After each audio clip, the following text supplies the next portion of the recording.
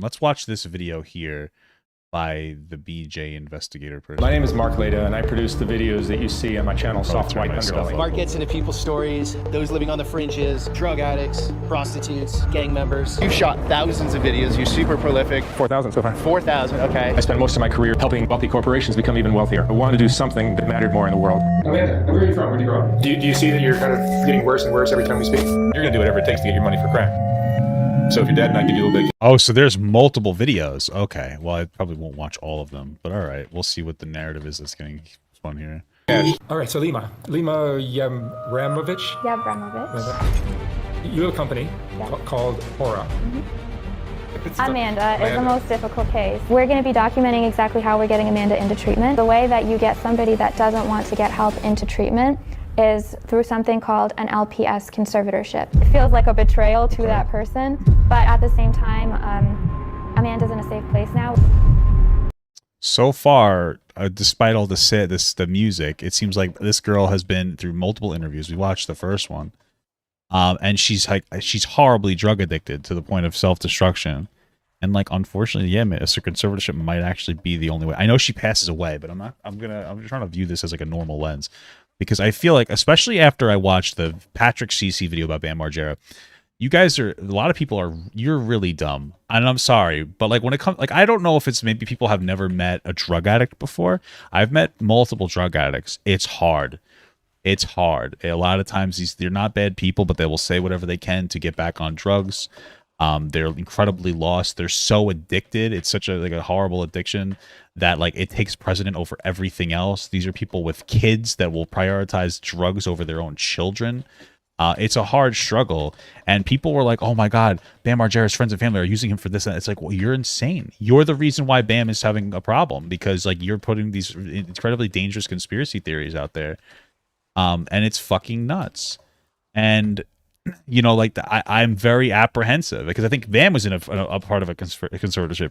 I don't think that you guys understand how destructive drugs are to a person. They're really hard. They fuck up your body. They're incredibly addictive, and people will choose drugs over food. That's how bad it is. So, like, you know, I'm not trying to be rude, but like, you guys, some people are just you're so insane with your lack of understanding of the relationship with drugs and addiction, that it's incredible. And it's unfortunate because those are the people that are running the narrative. And so I already know that, like, going into this video, I've had people say before that this woman that they're talking about is such a bad person, blah, blah, blah. You're wrong with it. You're probably the one that's wrong, but we'll find out, you know, but let's keep going.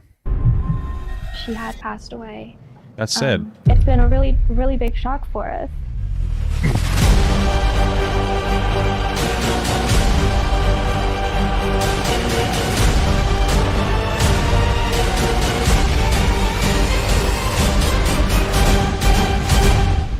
I'm like in the cut, and then I'm gonna get murdered. Like, you know what I'm saying? I'm behind. Wow, we watched that one. She's changed so many times over and over again, like based on, like, that's horrible. Like, her body's going so significant, like skinny fat all over the place. Like, Jesus. The scenes, I'm annoying everybody, and then I get murdered.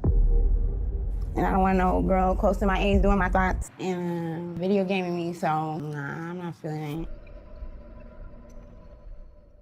Sometime in February, I was on the internet, definitely not minding my own business. And by the way, can I tell you one thing that really bothered me? It was in my Dr. Phil video, and it was this mother who got Dr. Phil, like, excuse me, they went to see on Dr. Phil before they got onto the actual show. The daughter was so messed up that she had to go to the hospital, and they were in the hospital waiting for like 4 hours, and then the daughter decided, oh, I'm gonna leave. And so then the mother went with her daughter to Skid Row, where this woman works, the woman that slightly passed away, and bought her drugs. And I was like, yeah, you're a bad mom for that. And people were like, well, her baby might die because she'll relapse. She needs to go, or she, like, because she's like fiending for the drugs so bad, like it might hurt the baby. Here's the reality. First of all, you're in a hospital, which could actually help you manage your addiction. Second of all, the unfortunate reality is that kid is going to have a horrible life if they're addicted to drugs already. It's the point where they might be born with like horrible disfigurements. realistically speaking, a drug addict is not in the best case to even deliver a child. And for you to virtue signal like, oh, well, you don't know, you don't understand. They were in a hospital and the mother let the daughter leave the hospital and helped buy her drugs. And you're sitting here because what? Because why? Because you just don't understand life and how these things work. Drug addicts to you is fucking Saved by the Bell when what's her face got addicted to coffee. Bro, go meet a drug addict. It's horrible. It's not this like little silly tee-hee like moment. Like I understand we live in the culture of like Reformation culture, and I think it's great. But you guys don't understand how hard life is. You think that like it's such like an easy little thing, and you're some kid sitting down like, oh, well, I heard this. So this guy, my favorite YouTuber that promotes conspiracy theories, talked about how actually you're wrong about this. Like, dude, go outside. Like seriously, go outside. Go meet a fucking drug addict. It's horrible. It's difficult to deal with, man. It's not like magical fucking poop farts and rainbows. You guys don't even understand how addiction works and how much it can fuck somebody up. Like, you guys just think that addiction is something that you want to do really bad. Addiction is a very serious, intense thing. All right? The reality is when that mother decided to get pregnant on, like, drugs, she's already condemning her child to death. And that's so horrible to say, but this is the world we live in, bro. It's so fucked. I mean, you have so many terminally online people giving their perspectives on these topics as if, like, they know what the fuck they're talking about, but they don't. Oftentimes, they have no idea what they're on about. That's just a fact of the matter. So, Someone told me, this guy, you vaguely remember from your childhood, Bam Margera. I'm Bam Margera. An actor from Jackass. And I feel like kicking my dad's ass all day today. the baby will be more addicted, but the thing is that the hospital won't help. Yes, they will. You just saying that they won't help. Yes, they will. The hospital would help you. They might reference you to like a rehab facility. But this, like, what are you talking about? If the pregnant woman comes in as a drug addict, they're not just going to be like, okay, goodbye. They have resources to help. Why are you're just saying things like you're not even accurate? What are you talking about? They won't help with what? She was pregnant. They're not just going to tell her to die. They're going to try to figure out the best way to operate and provide her the best options. No, there's no way they're just not going to help. It's not true. What's the best way to make sure your kid stays away from drugs? I don't know. I couldn't tell you that specifically. Be a good parent and be observant of them and don't let them self-medicate or self-diagnose issues. Is in a conservatorship. So, yeah, he's in a program. Yeah, I mean, like, realistically speaking, let's just be like really simple about that. What do you think is better? Going to a hospital or self-medicating by using heroin? That's a hard call. Is that a tough, you know what I mean? Like, is that a tough call to which one is better? I don't know. Personally, you know what I'm saying? I feel like maybe the hospital's a little bit better than, you know, the addict on Skid Row selling you drugs to another addict. Okay, they have better resources to than going to Skid Row. And the good thing is now is he's under a conservatorship. And okay. I went to the media. The last person I left is Dr. Phil, or else I give up. It was unidentified callers whenever the callers were clearly identified. I went there thinking I was going to do 30 days, but they insisted that I do 90 days. Okay. You're not going to find anything in the media. And again, like, I had to go to the court document. Search in Pinellas County found and confirmed that Bam was in some type of conservatorship. It was sealed, but some information was available. Having bipolar disorder, taking Adderall, none of those are reasons for conservatorship. One of those things. Are you dumb? This person Bam doesn't just have bipolar. He doesn't just have bipolar. He doesn't just take Adderall. He's a horrible drug addict. Dude, this woman is insane. Was the name Lima Takali Yevremovich. This woman's insane. Petitioner. Dude, the most incredible part about this is Bam Margera has to be the best documented case of somebody spiraling out of control when it comes to drug usage. This is a person that was on Jackass constantly drinking, smoking, and doing drugs publicly in an event that promoted it. There was a moment where he got so drunk, something happened, and it was a really good publicity moment or some shit like that. I forget exactly what it was. And then you see when his best friend Ryan Dunn dies that he spirals out of control. It's about the Lima woman? What do you mean it's about the Lima woman? What are you talking about? I know it's about what do you mean? They're saying that she just had bipolar and was on Adderall. It's not for reason for conservatorship. It's more than that. This is insane. What are we talking about here? The petitioner on a conservatorship is usually the person who wants to be the conservator. But again, it was sealed, so we have no 100% way of knowing whether it was Lima. He's just a professional conservator. Who cares? Say with certainty now, Lima was his guardian in a Maricopa County conservatorship. Okay. So the next thing was Googling her to see if I could find any information out on her. So far, part of this video is trying to utilize the conspiracy theory that Bam Margera is being taken advantage of by this woman to promote the idea that she's not a good, like not a good conservator or whatever. Like, I'm already off with this. So I'm telling you right now, she just doesn't know what she's talking about. It's going to be like a 38-minute propaganda video.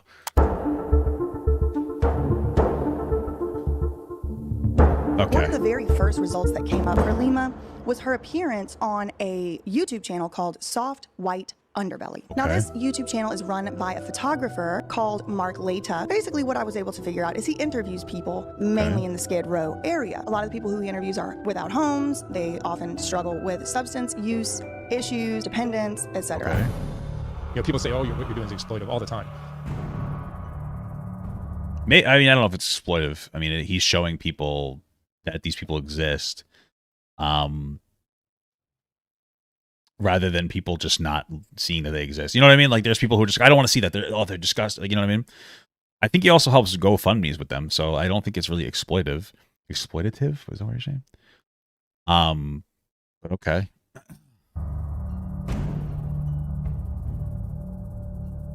Look, a hotel, the hotel I'm staying at while I'm here in Tampa, they're exploiting my need to sleep. The restaurant that I had breakfast at is exploiting my hunger. Oh, I understand. Everything is exploitive. Yes, they're exploitive. If I take a drug addict and I do an interview. He's saying that because they get money from him, that makes it exploitive. That's the fundamental thing that they're talking about. I don't think that he's exploiting anybody. He's showing people these things. I mean, he makes money from it for sure. Does that mean he's exploiting somebody? I mean, I don't think so. He seems to genuinely care about these people when he makes this content and he talks to them about it. I don't think it's this fucking exploitative thing here. Interview with her. She takes the hit. Why is making video about drug addicts predatory? Can you just explain that to me? Like, what is it that what's the expectation that you think that should he just not talk to the people that are struggling? What is he expected to do? Because he's showing, like, people want, the reality is a lot of you guys probably just you're not really realizing this, but a lot of you just don't really realize, like, you just don't want to see these people because they make you sad. Like, a lot of people will stay away from drug addicts and homeless people. They'll go with these ideas of blaming on themselves. Like, oh, it's the homeless person's fault, the drug addict's fault, because they want to distance themselves from, like, the harsh reality that drug addiction can destroy anybody, you know? So I just kind of disagree with your assertion there. Because she's been made to look bad. No, I didn't trick her into doing that. She came to me, or I might have asked her and said, you know, but I tell everybody right up front, like, this is going to be on YouTube. How much drug addiction can you actually watch? You know, it's like, but people love those. You put up an attractive female heroin addict, that'll get a lot of views. Yeah, he's not wrong about that. It's all that. Let me just get this straight. The sun and the government will make me extra horny if I have sex with you? Yeah. So my question is that what is the expectation? What should he be doing instead of what he's doing? Should he just not talk to these people? Should he give them some more of the money that he gets from the views? Maybe that's a good argument. But he seems to do GoFundMes. Like, what is the expectation of how you feel he should operate in the best capacity, rather than just saying, like, picking apart his words in ways that, like, when you put them together with the other words, isn't really that bad, and it's really just you kind of pearl clutching over this topic. I'm going over here, bro. Wait, where the fuck are these guys going? What are you doing tonight? I'm doing this for myself. I'm not doing it for anybody. Yeah, I saw that. It was like him joking around, being kind of stupid. It was inappropriate. He probably shouldn't have said it, but it wasn't like that big of a deal. I'm not trying to make anybody happy. Some people say, oh, I hate these Appalachian people. Stop doing that. Get back to the drug addicts. And other people say these Appalachian things are great. That's all I watch. I don't give a fuck. Okay, there's nothing wrong with this. I've been a photographer since I was 14. And I spent most of my career doing advertising work. So I'm basically helping wealthy corporations become even wealthier. And that became, I realized as I got older, that was my legacy. And I didn't feel comfortable with that. So I wanted to do something that mattered more in the world. Okay. It's not to help the addict that's outside my door. Even though I've done that many times. I've spent, over the last 10 years, I've talked with about 1,000 people, and financially, I've probably spent $150,000. I've helped some addicts. Okay. That's a personal thing I do. Has nothing. What's up with this weird music? Like, that's trying to, like, suggest, they're using music that suggests what he's doing when he helps people on the street as bad. Like, what? I don't understand. Like, you're using, like, the most, like, fucking weird. This is weird, dude. I do with this channel. I'm just showing you some things that are wrong with the country. And so Lima was on Mark Leta's channel. I give the doctors the tools to see, so if you tell me you're fine, and I look and I can see that you're not fine, addicts are master manipulators. And I was like, well, this is strange. I don't know if addicts are master manipulators. I don't think that that's true. I think addicts are very prone to try to be manipulative, though. Master manipulator makes it seem like they're good at it. They're not. They're people that are so desperate for drugs that they'll manipulate a lot of time. And sometimes they mean what they say. You know, like, I'm going to get off those drugs. I'm not going to do it anymore. Please, blah, blah. But then later on, they just can't hold to it because they're addicts. You know, it's easy to say I'm not going to be on those drugs anymore when you're on drugs. And once you start withdrawing, it's different. But they do lie a lot. They can be very manipulative. That's the reality. They steal from their family. It's sad. Not all of them, but it's part of it. It's part of the sad truth, man. We have to stop pretending that there isn't. It's not fucked. It's very fucked. Why is Bam Margera's conservator on Mark Laita's channel talking about virtual reality? We also use probably because she's a celebrity, like she does like celebrity conservatorships. No, like why wouldn't she be on there? Okay. Virtual reality, so we can put patients in triggering environments. So she talks about her company. So that sounds like they have some kind of a VR thing. I think we saw part of that on Dr. Phil, where what they do is they try to do some kind of like exposure therapy to try to get them off of drugs. I don't know if it would work. They probably think it'll work. Now maybe that you could say that, hey, I don't think this will work. Maybe it sounds preposterous to me, but like we're talking about where is this making them a bad person for trying to implement some kind of a protocol that could put them in an environment that is triggering for them without actually putting them in there so it doesn't trigger them to do drugs? You know what I mean? Like, I don't know what environment, but let's say it's like on a Skid Row environment or something. I mean, I don't know. It sounds weird to me, but Aura, which is a digital health startup, but essentially what the startup does is uses virtual reality goggles on people. I understand that Amanda died in this person's care, so they care, but you have to understand that from the start, this video screams lack of understanding of drug addiction issues. It's possible that my understanding, it was like a heart-related thing. I'm sure we'll find out later. It's possible that her body just couldn't take it anymore, and even getting off of the drugs could have hurt her body. Like, it could have been too stressful for her body to handle getting off of drugs. That could have been the reality. And we're sitting here pretending that like this person did such a bad thing, but sometimes it's just unfortunately the way it is that like sometimes your body's just fucked. Like, drugs will destroy you. So I understand people care, but you're running at this as if this woman absolutely did something when that's not really expressly clear here. They're operating with the narrative as if they did. It's dangerous, and it shows a profound, fundamental lack of understanding of this. I've seen some of the stuff about this woman before, this Lima woman or whatever, and it seems like when it comes to like Bam Margera, it seems to be like complete made up bullshit nonsense that people are fucking shitting themselves over. So. Drug addiction. And I quickly discovered that Lima and Mark had teamed up to help one of Mark's subjects. Lima ended up being in charge of this subject's life, and now this subject, whose name is Amanda Rabb, was dead. Okay. I start looking into Lima, and turns out this is not her only and first startup. She had some company, at least one, maybe two. It seemed like the type of program you could do to shorten your jail time or something, and that's all I was able to tell factually. Now, what I can speculate is that Lima was looking for a targeted group of test subjects, and prisoners seem easy, right? She could have easily gotten government funding if she was helping prisoners. So that didn't work. I don't know why. That was just my assumption. And then you see Aura. What? All right, so Lima Yabramovich. Yabramovich. You have a company called Aura. And what do you guys do? So we're all about data-driven healing. Our goal is to use technology to scale affordable, high-quality treatment services. We also use virtual reality, so we can put patients in triggering environments. And, you know, for example, we put a patient in a bar. Or for our veterans, we put them in a war zone. They're just not willing to let someone in, so you kind of have to find a way to gain their trust. Lima kept mentioning a woman named Amanda. So again, with this dramatic music, when like what she's saying, again, it might not work, but fundamentally it's about exposure therapy. It doesn't sound like it would work to me, but that doesn't make that predatory, which is what the heavy suggestion here is. Amanda is the most difficult case. We're going to be documenting exactly how we're getting Amanda into treatment. Something else has happened with Amanda that kind of helped, right? Yes. She ended up in jail. Exactly. Once I figured out that there were like 15. Yeah, the reason that it would help for a drug addict to be in jail is because now they're not inside of the environment that would cause them to do drugs. Like, you realize this is like the dramatic music and like the fucking the tone there is supposed to suggest that means it's predatory. No, it means that this, like, what are you talking about?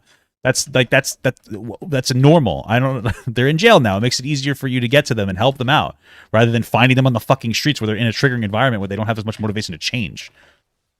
What? Okay. 15 or 16 different videos in this Amanda, Lima, Mark Leta series of events. I began to watch them in order. My first question was, who is this Amanda person Lima keeps referencing? Because I had never seen Soft White Underbelly before. I didn't watch the channel. So on December 14th, 2019, the first video of Amanda appears on Soft White Underbelly. She says a number of things in that first video. First of all, she off the bat calls her father a molester and says that is the reason why she had to move out from living with her father. Now, Amanda is introduced to us. Did I just miss that? That's not what I heard in the video. What I heard is that there was something about he might be spitting in her food and that he was boring. Did I just miss the molester part? Because I watched that one. Okay. As a homeless prostitute, but she explains her homelessness situation in those first appearances on Soft White Underbelly. No, I didn't have a mom growing up, so it was just me and my father. I had to move to my mom's family's house, so I grew up with them. I just went with them. It was just a better situation. Any problems with that? No. Tell me about your family. You grew up with both your parents? Yeah, I grew up with my auntie. So she doesn't mention being molested in that first video. She might do that in like another video, but not in the first one. I wouldn't doubt it, but okay. My uncle, they took me in because I lived with my dad. He turned out to be a molester, so his wife left. This seemed to be the first time that they mentioned the molester thing. I'm pretty sure she didn't say that in the first video, but it doesn't really matter. Okay. She says she used to live with her father. She says her mother is dead. She says her father was a molester, so she moved in with her aunt and uncle, and now today she could live with her father, who does have an apartment, but he's a molester. She says those things. Now, this is important because later on in this series of videos over the course of months and years, Amanda Rabb's father would make an appearance as the savior of Amanda during. He might be a molester, but I'm almost guaranteeing you, we just watched it, and she doesn't mention he's a molester. She mentions he was boring. So, do I need to rewatch the 7-minute video we just watched? It's in the second video she says he's a molester. Yeah, the only reason I'm saying, okay, it's important. Okay, let's continue. One such domicile situation, he attempted to put her in a conservatorship. Amanda does come across, just generally in these videos, to the average viewer, most likely as crazy, unhinged, very paranoid. Well, she mentioned something about how the government and the son says that having sex with her makes you more horny. So, like, I don't know if, she seems to be struggling mentally with something. But okay. Rambling and perhaps unable to share a reality, right, with the person she's talking to. But I went into watching Amanda's videos with a very open mind. I wanted to hear what she had to say. And it was traumatic and painful for me to even watch the videos. So I don't even pretend to know what it must have felt like for Amanda to be in these videos. But she talked a lot about things that people would immediately write someone off for talking about. She talked about there being electronic versions of herself running around Skid Row, which sounds crazy until you see that the treatment that she would later be subjected to against her will would be, in fact, a virtual reality version of Skid Row. She would have an avatar in the world, so there would be electronic versions of her running around Skid Row. Well, no, there actually isn't. That's not how it works. If you're trying to say that that's not what you're saying is objectively false. So apparently she's saying that there are electronic versions of her running around Skid Row. There's not. Skid Row, you don't actually go to Skid Row. It's either a pre-recording thing or somebody builds a 3D environment when it comes down to it. What she might think that because she struggles with her interpretation of reality. But the fact that you're downplaying and saying no, see, there's no problem here. It's just okay, something to keep in mind here. She doesn't seem to quite understand she doesn't seem to quite understand the relationship with the virtual reality there. With her previous statements, she seems a little bit out of it, and maybe it's the drugs, maybe she has some kind of issue. I don't really know, but there's different me's running around here electronic, and I want to know who is doing that. What the fuck? You need to stop. Oh my god! When I was smoking, I'm in the cut, and then I'm gonna get murdered. You know what I'm saying? I'm behind the scenes, I'm annoying everybody, and then I get murdered. So Over the course of the videos, Amanda appears several times and is interviewed. She becomes kind of a repeat player on the Soft White Underbelly channel, and each time she appears to be in slightly different physical condition. Now, it does appear as though Amanda's physical... Not slight. From all of them, they're drastic, which means that she's struggling with drugs and probably being on and off. When she's a little heavier, she's probably off the drugs in some capacity. Most likely, because like a lot of times you'll get like weight gain when you get off of like an addictive substance. If you have more money for food, but then also, you know, you're like using drugs will generally curb your appetite in some capacity. But okay.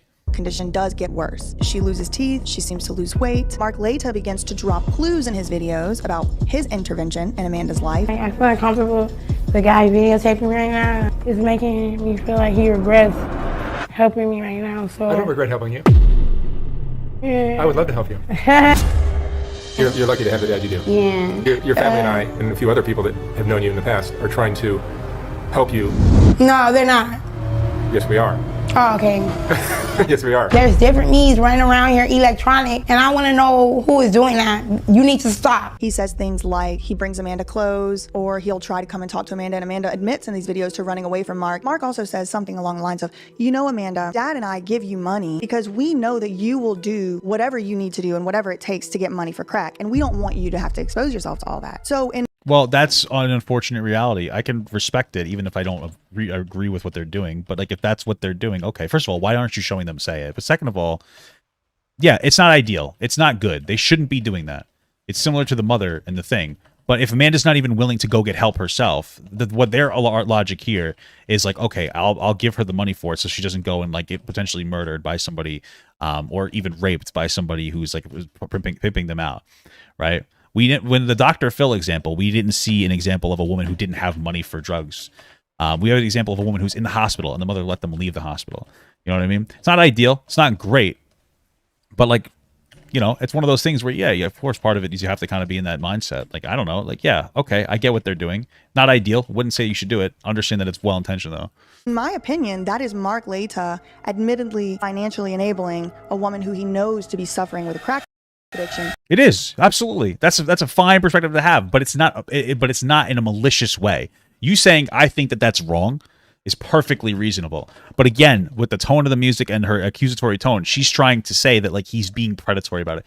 He's like, it's not ideal. It's not good. But what they're doing, what they feel is the best way to operate. It's not, you know?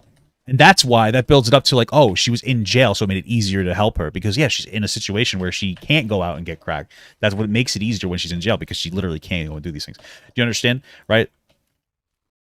With money in order to buy crack. Your dad and I give you money to avoid you doing more dangerous things for your addiction that you're gonna do whatever it takes to get your money for crack. So if your dad and I give you a little bit of cash. Now, not all of Mark's subjects are repeat players. Not all of them come back. It seems to me most of them do not. Amanda came back and appeared on Mark Laita's Soft White Underbelly on March 1st, 2020. Because I lived with my dad. He turned out to be a molester, so his wife left him. She appeared again for a third interview on April 15th, 2020. Amanda, do you see that you're kind of getting worse and worse every time we speak? Then on May 30th, we have Lima doing another YouTube collaboration, this time with a YouTuber named 16 Leo. This video is in collaboration with 16 Leo. How exactly does DID happen? So is Aura a result of you trying to help out your sisters? Yes, actually, Aura was bloomed from a desire to help my sisters, but it also exists to better treatment for all mental health illnesses. So this is right now, again, unnecessary, ridiculous, dramatic music. While this woman is like, yeah, my motivation for starting this thing, even if it's not as effective as it could be, which I don't really know, was because my sister struggled with like mental issues. And so now I want to help people with mental issues. What a bad person. Why are we assuming that it's purely like, of course it's good to get, bro, listen, not for nothing, but like you can't just fundamentally say because there's a profit incentive means that the person is acting in bad faith, because then all I have to say is that the woman making this video is only making this video for a profit incentive. Now, I don't think I believe that. I think that she seriously just doesn't understand mental health issues so far. But like you can't just say because you make money on a thing means that you're making money in a predatory way for that thing. Like you can't just operate like that. That means that you could just criticize anybody who makes money on anything for making money on anything. Then what's stopping you? It seems like that's that's what she wants to do. You can't create these fucking ghost narratives about these people. It's a conspiracy. You edited dollar signs in front of this woman's eyes when she said, yeah, I started this like this thing, my business, because I had siblings that had severe mental health issues. Oh, Okay. Well, $. That's what it rings to me. Jesus fucking Christ. Like, this is what happens when you go around assuming everybody's a bad person. Like, of course you're going to find bad people if you want to find them because you think everybody's bad. This is fucking nuts. Now, Lima would go on to make various YouTube appearances, and she would talk mostly and predominantly about Aura and her technology. Hi, I'm Lima Abramovich, and Well, yeah, it seems like, yes, that's her business, of course. It's like a talk show. Like, that's like somebody going on like a talk show. That's like a musician's like, yeah, all they would do is go and talk, or like a movie star. All they do is go on talk shows about their movies. No kidding, huh? Because they want to get their thing out there. Okay. Founder of Autonomous User Rehabilitation Agent, or Aura for short. She would use the same talking points on each one. If we put more services, more funding behind mental health services. Kind of seemed like a PR marketing strategy. What are you talking about? When I used to go on and on about universal basic income being like a really great thing for the future, I would say the same talking points. I mean, of course you're going to say the same talking points. What do you think? Things are changing every day? Of course she has specific talking points to talk about when it comes to selling her product that, and from her interpretation, is to better people and help people get help with like mental health struggles. What are you talking about?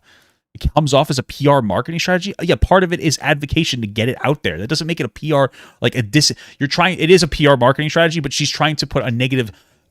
She's trying to put a negative like twinge on it to try to make it seem like it's a really bad thing. Oh, she's just trying to market her product. No, she's trying to market her product that she feels will have like a profoundly positive impact on people. No kidding. What?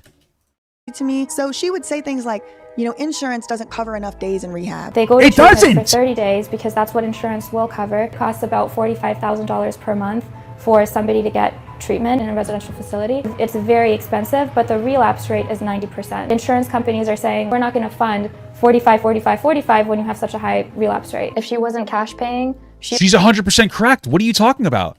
Yes, it is too expensive to get rehabilitation. And from an insurance company perspective, they're saying like, well, these people are relapsing anyway, so I don't want to pay for it because it's not effective. Now that's horrible, but like the reality is it's not this woman's fault for it. It's the fault of like the insurance companies that don't want to help, like, you know, give people the means to help people from a financial perspective. What are you talking about? She's 100% right. And it sounds like the technology aspect is like, yeah, this is cheaper, so it allows for people to actually be able to engage. Okay. She would have been released in 2 days from that video. So she had the same kind of talking points over and over, and she had this virtual reality program that she was marketing to people with substance use disorder, is what she calls it. So by July, Lima already knew about Amanda and was working in concert with Amanda's father, who she called a molester, and Mark Laita, who was paying her, admittedly, knowing to go buy crack with, and they all conspired to make sure that Amanda inspired. First of all, I'm going to be absolutely real with you. It's possible that this father, I was saying before, like my wife's in the chat, she's a behavioral specialist. She's like, when she said in the first video, she didn't say that she molested him in the first video, but when she said that he would spit in her food or something, definitely behavior pops. He might have done something. The problem is she also didn't say that until she was even in much worse condition on drugs. I think she'd only been doing it for about a year or a month, and at that point, she's like clearly hadn't like gone as spiraled as much, you know, being on drugs. They were still like a happy, fun moment for her, whereas now they like as time goes on, they're really taking impact on her, fucking her up. She could potentially be lying. I'm not saying that she is, but that might be the perspective of people. It's like, well, she didn't mention this at first, and now she's really fucked up on drugs, and now she's saying this. I'm not saying that she is. I think it's horrible. It's unfortunate she's not alive to defend herself, but the problem is that this person's making these like erratic assumptions that like everything's predatory. So far, the father might be a real scumbag. I honestly wouldn't doubt it, but to assume that everybody else has like a malicious intent, that's a problem. That's a real problem. It's not good, and he might be like a real scumbag piece of shit molester. I don't know, but like it's a problem because it seems like he's like, yeah, Mark gave her drugs for that. Mark is an idiot that gave a woman drugs for crack, so she didn't go and get raped to death by somebody while she's prostituting herself. Like, yeah, Mark didn't do the ideal thing, but don't you understand like nuance in the world? Like, do you understand what he's saying? You know what I mean? Not everybody has a dishonest motive for everything. When Amanda's father, who she called a molester, and Mark Laita, who was paying her, admittedly, knowing to go buy crack with, and they all conspired to make sure that Amanda went to jail. This is what happened. Larry Rabb called Mark Laita. Hello, Mark. Yes, Mark Laita here. Well, how can I help you? Yes, Amanda assaulted me. What do I do? Mark Laita says, oh, you should definitely call the police and get her in jail because that's the only way we're gonna be able to help her. Oh, okay, I'll do that. Thank you, Mark. Okay, cool, let me know how it goes. Okay, bye. Okay, bye. So basically that happened. So then Larry calls 911, calls the police. Amanda hold on a gets second. put, Mark Laita here. So this is her looking through documents or something and extrapolating what she thinks happened. So Amanda might have hit somebody, And apparently, I don't even know if this is true because this person is so dishonest in this video. But apparently, Amanda might have hit somebody, and then the person called the Lima girl or whatever, the Aura girl, and said, like, you should call the cops so she gets arrested and put in jail, because then we can help her much more easily, because now she's in jail and she won't be able to just escape and go buy drugs. Okay, so far, makes sense. Question, have you ever met somebody that's like a horrible drug addict? Oh, probably not. Because she probably was getting physical and violent with a lot of people, but they weren't doing anything about it because they didn't want her to go to jail, and, like, you know, because they felt bad for her. And so now they're like, okay, we'll put her in jail because then we have, like, it's easier for us to be able to help her. Oh no, what a predatory thing to think. That Amanda went to jail. This is what happened. Okay. Larry Rabb called Mark Leta. Hello, Mark. Yes, Mark Leta here. Well, how can I help you? Yes, Amanda assaulted me. What do I do? Mark Leta says, oh, you should definitely call the police and get her in jail because that's the only way we're going to be able to help her. Oh, okay. Maybe okay, that I'll did do happen. that. Thank you, Mark. Okay, cool. Let me know how it goes. Okay, bye.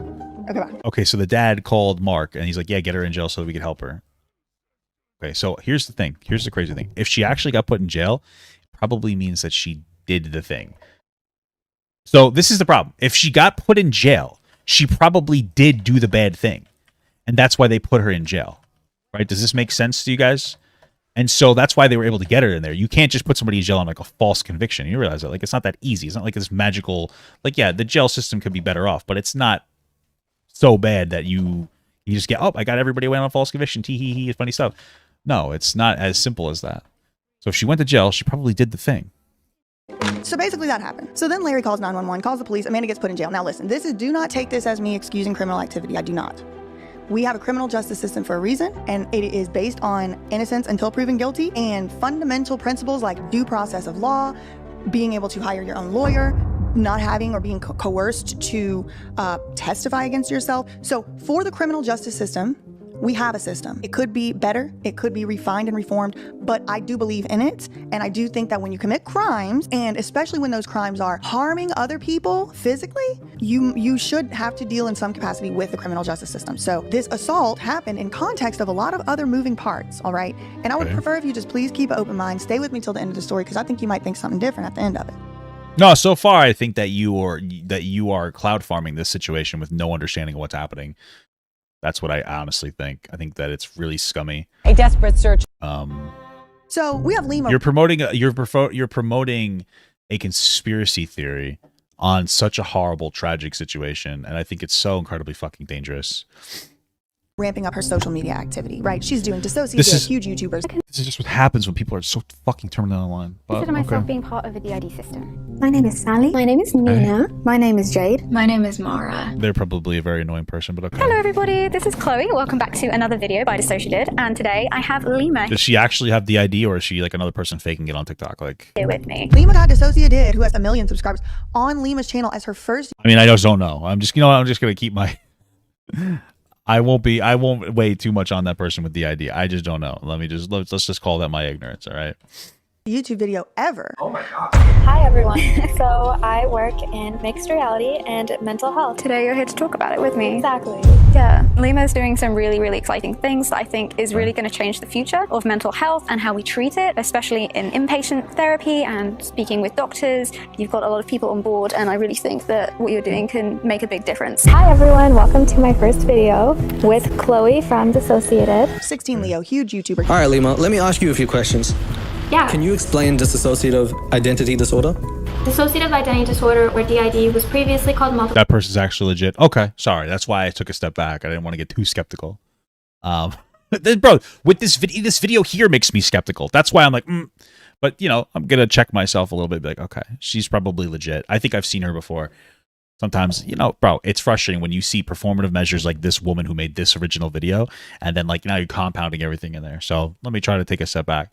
If your biggest issue with this woman here, this Lima girl, you know, I'm very bad with names. Maybe you have a big issue with her because if fundamentally it makes me apprehensive when I see public figures talking about like setting up mental health programs. It gives me like it can go off the rails. Like it's like one of those things where Dr. Phil started out really great and then he like slowly kind of spiraled a little bit as they had a little bit more of a money focus. But But so far, she's just going around advocating for her thing. And they've made this point like 3 times that she would go around and try to advocate for her aura thing. Personality disorder. She's getting a YouTube channel. Her sisters also are YouTubers who Lima has taken over their social media accounts and is advertising Aura. If you go to Lima's website, meet Aura. Taken over because they're advertising this Aura thing? What do you mean taking over? They're just advocating for it. What are you talking about taking over? You're using such like loaded words. .io. You will see under her press or whatever tab that she still has Amanda up and is advertising using Amanda. Amanda's dead. And also, okay, I guess she forgot to take it down. On her website, she has a whole section on a step-by-step procedural process how you can put your family member into a conservatorship or take over their rights, just like she did to Amanda. So step 1. I'm gonna be honest with you. Amanda probably needed her rights to be taken over. I mean, I'm not trying to be rude. She was very clearly spiraling with drug addiction and mental health issues. On Aura's website, Lima's website, is conservatorship or jail. Step 2 is detox. Step 3, I don't know. I never really stopped being flabbergasted by conservatorship or jail. So why? She's telling. So, okay, step 1, conservatorship or jail. If you have a conservatorship, you have the ability to make decisions for this person, right? So you can keep them away from going out in the street and the drugs because they no longer have autonomy. It's not ideal. We should never want to take away people's autonomy, but these people are drug addicts that are killing themselves, and she seems to also have a mental health issue. So in this case, get a conservatorship so you can make it so that they can't go outside, which sounds horrible, but again, it's fucked. Or have them go to jail so they have to detox. I mean, you can get drugs in jail, but it's much more difficult than going to fucking Skid Row. That's what she's saying. Step 2 is the detox. What are you talking about? When you say it in like such a predatory way, of course it's going to come off like that. You have no idea what you're talking about.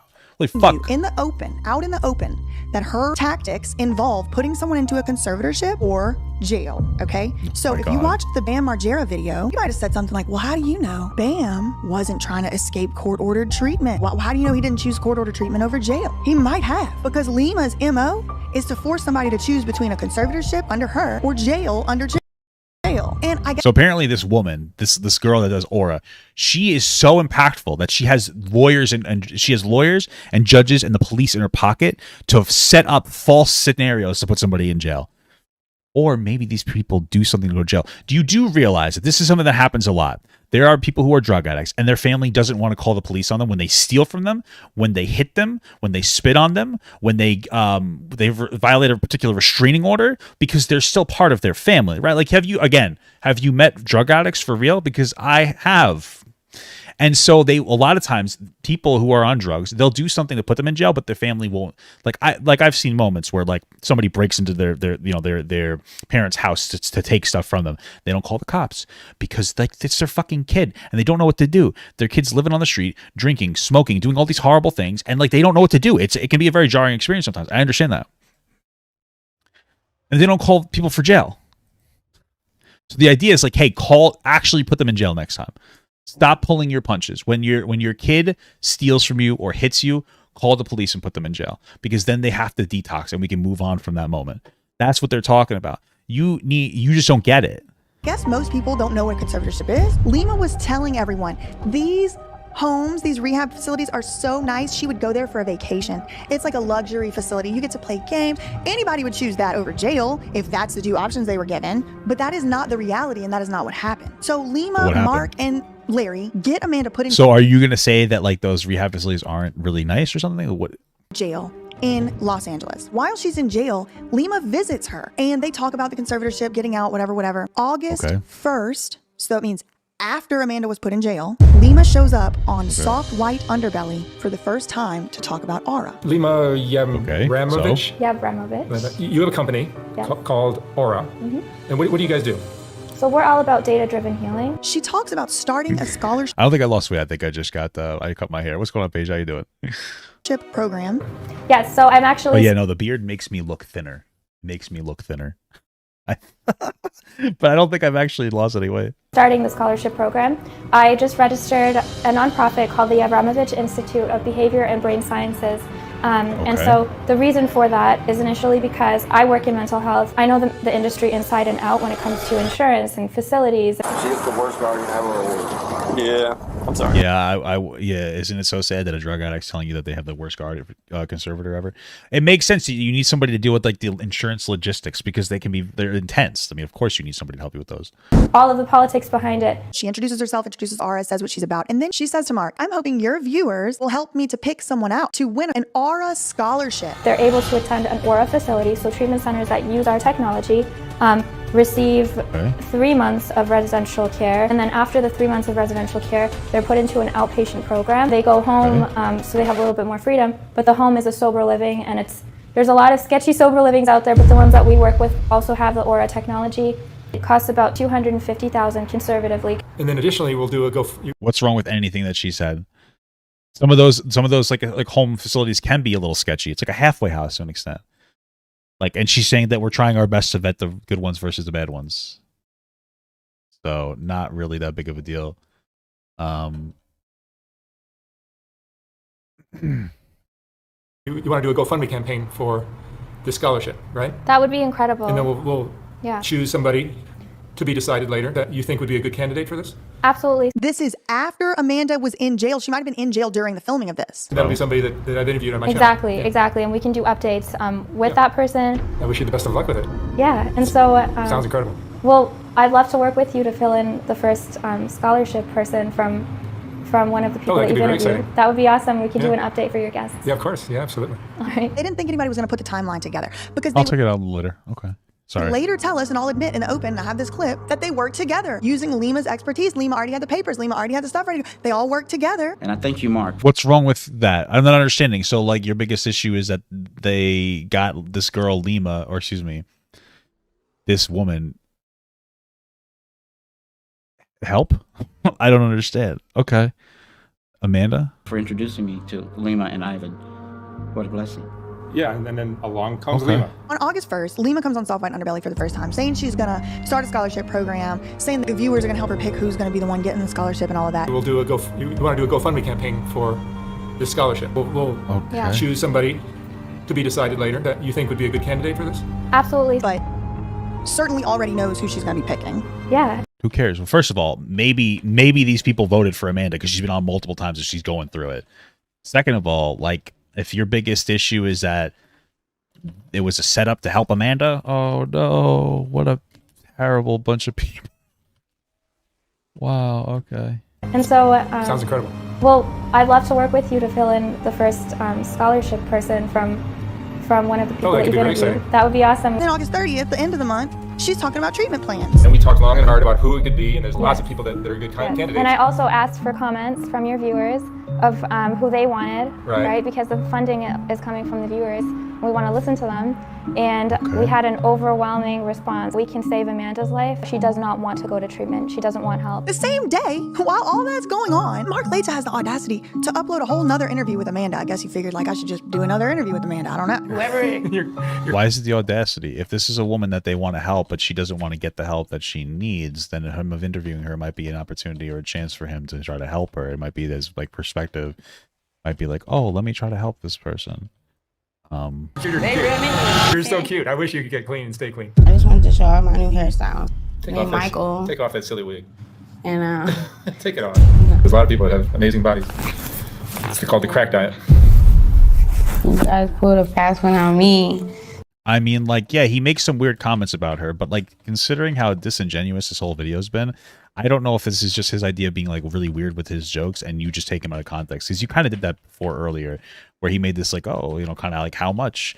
But he's like, I'm just kidding. I'm really just kidding. Like, he was very expressive about that. I watched the first video at the very least, like, of, like, her first interview. So, like, I don't know how much of this is, like, you, like, just pearl clutching and finding things that you feel like sets on your narrative and, like, taking them out of context intentionally. So...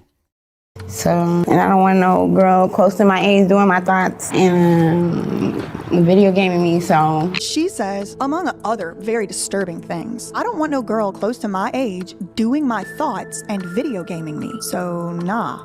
I'm not feeling that, but I am thankful. She was already in jail when that video aired, which means... So she didn't want a girl that was her own age doing... Okay, what's your point? Who cares? She probably knew someone was going to try to video game her and do her thoughts in a virtual reality Skid Row, and she was uncomfortable with that, and she said, nah, I don't want that. Okay. And she wouldn't consent to letting Lima video game her, Larry, Mark, and Lima conspired to force her. And it was easier. Good. Let's just be explicitly clear again. We have a person who is struggling with mental health issues and drugs, who is effectively going on the streets and prostituting herself for money, putting herself in a dangerous situation where she could get raped and abused, and she doesn't want treatment, partially because there's an ego problem that she has, because she doesn't want another girl her age helping her. And I get it. But what do you think that they should have done? Just let her keep doing drugs on the street? I don't know what the implication, like what do you think would have been better to do? Magical cupcake farts? Like, what do you think could have actually happened? Do you not realize how difficult it is? They mentioned earlier that insurance doesn't cover drug addiction, partially because the relapse rate is so high. That's a true thing, man. It's a very high relapse rate, and so like that's real. So, and I say that because it's hard to get people off drugs. It's very difficult. So it's the fucking. This is just very much a terminally online perspective here.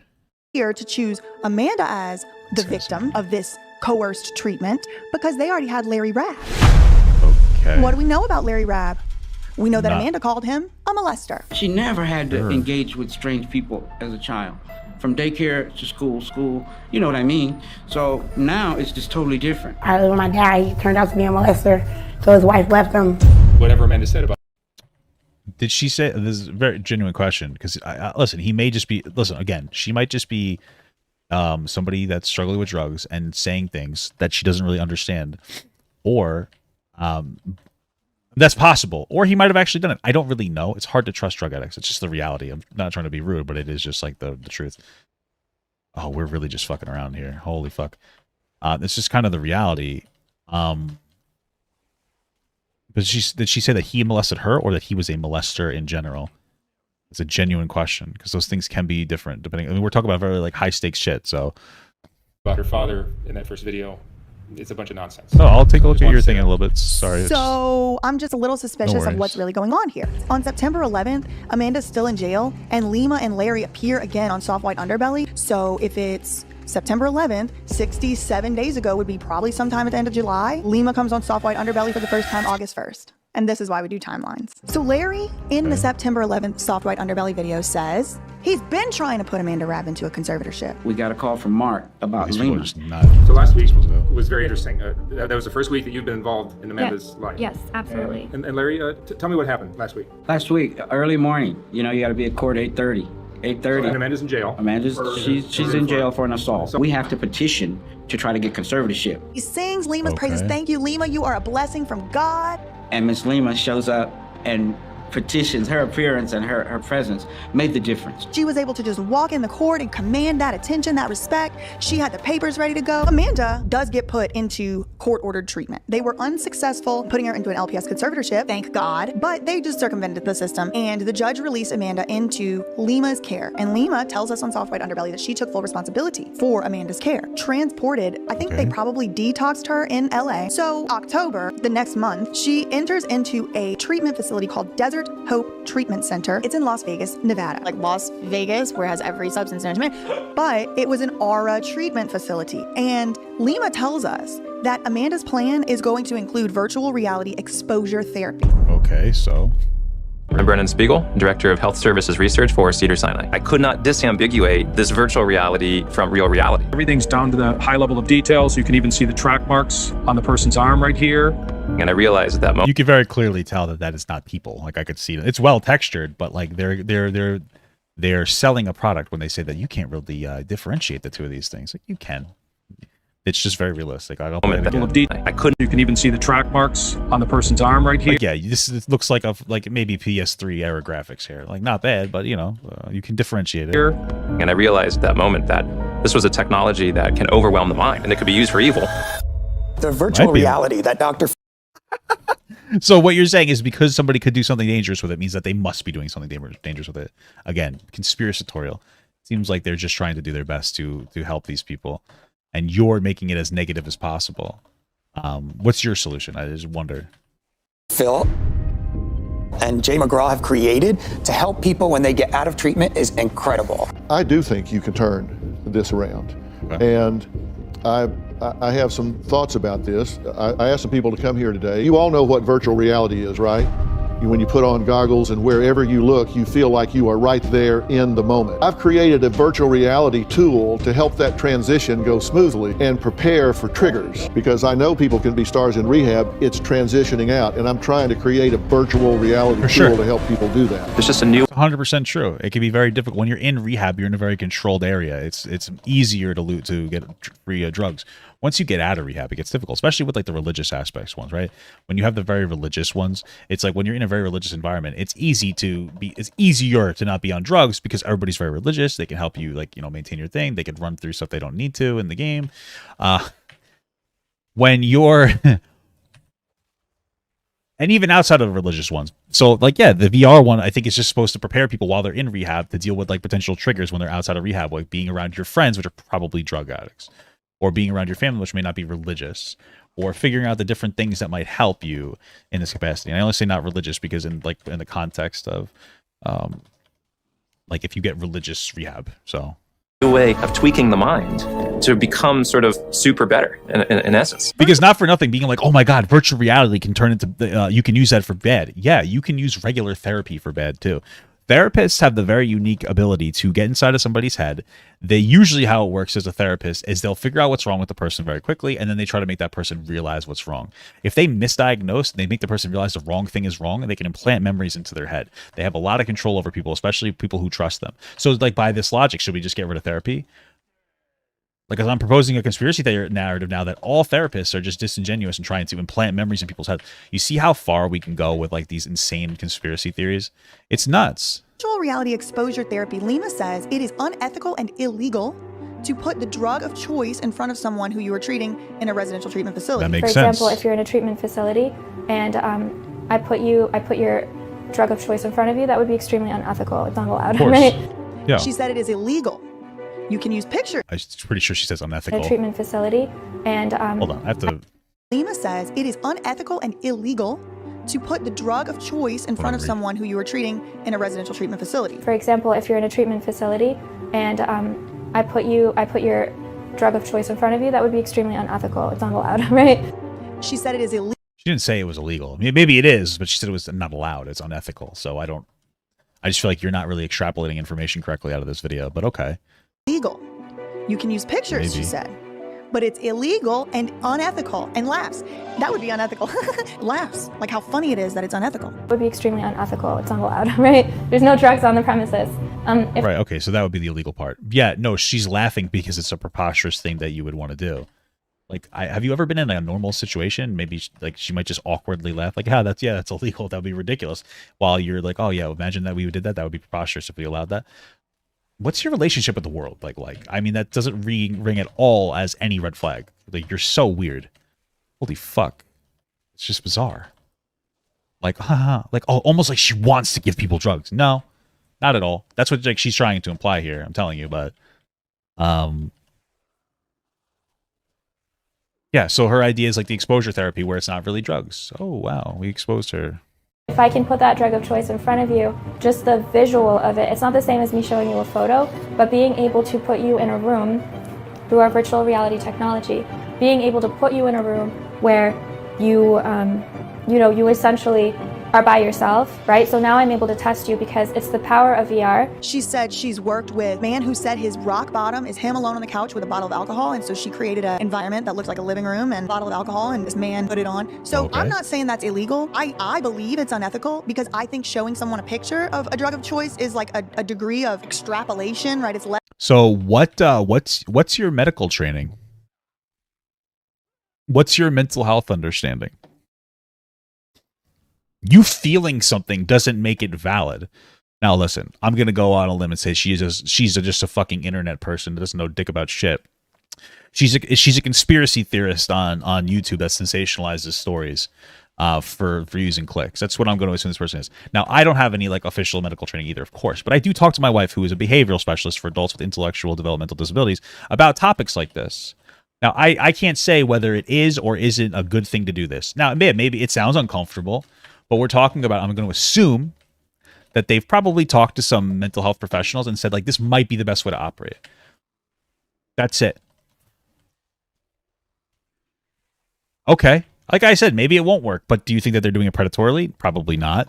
It's an idea. It's an idea of this fundamentally exposure therapy for your issue. Oh, are you afraid of fish? Put your hand in a fish tank. That's what it's about, except you obviously can't give somebody fucking drugs. So they do the next best thing. They create a virtual environment, a controlled environment to try to expose people to things so that they will be better prepared for not using them when the time comes, when they inevitably will be faced with drugs in their real life again. Because again, friends, family, people who they do drugs with, like, they're most likely friends and family, or family, friends or family. Your friends might be the people you do drugs with. Your family might be the people you do drugs with.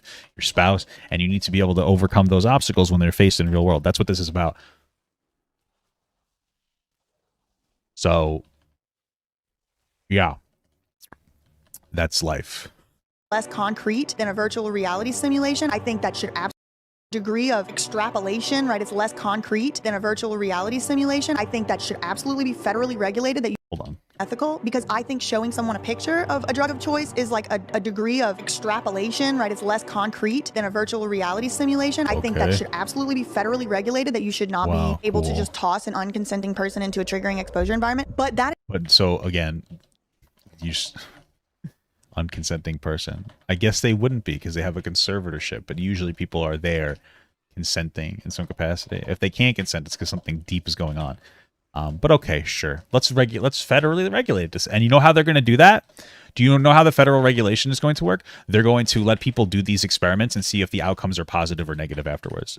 That's how we do experimentation. They're going to do, let's do some controlled study groups where we use VR exposure therapy and see if it works. Oh man, it's falling.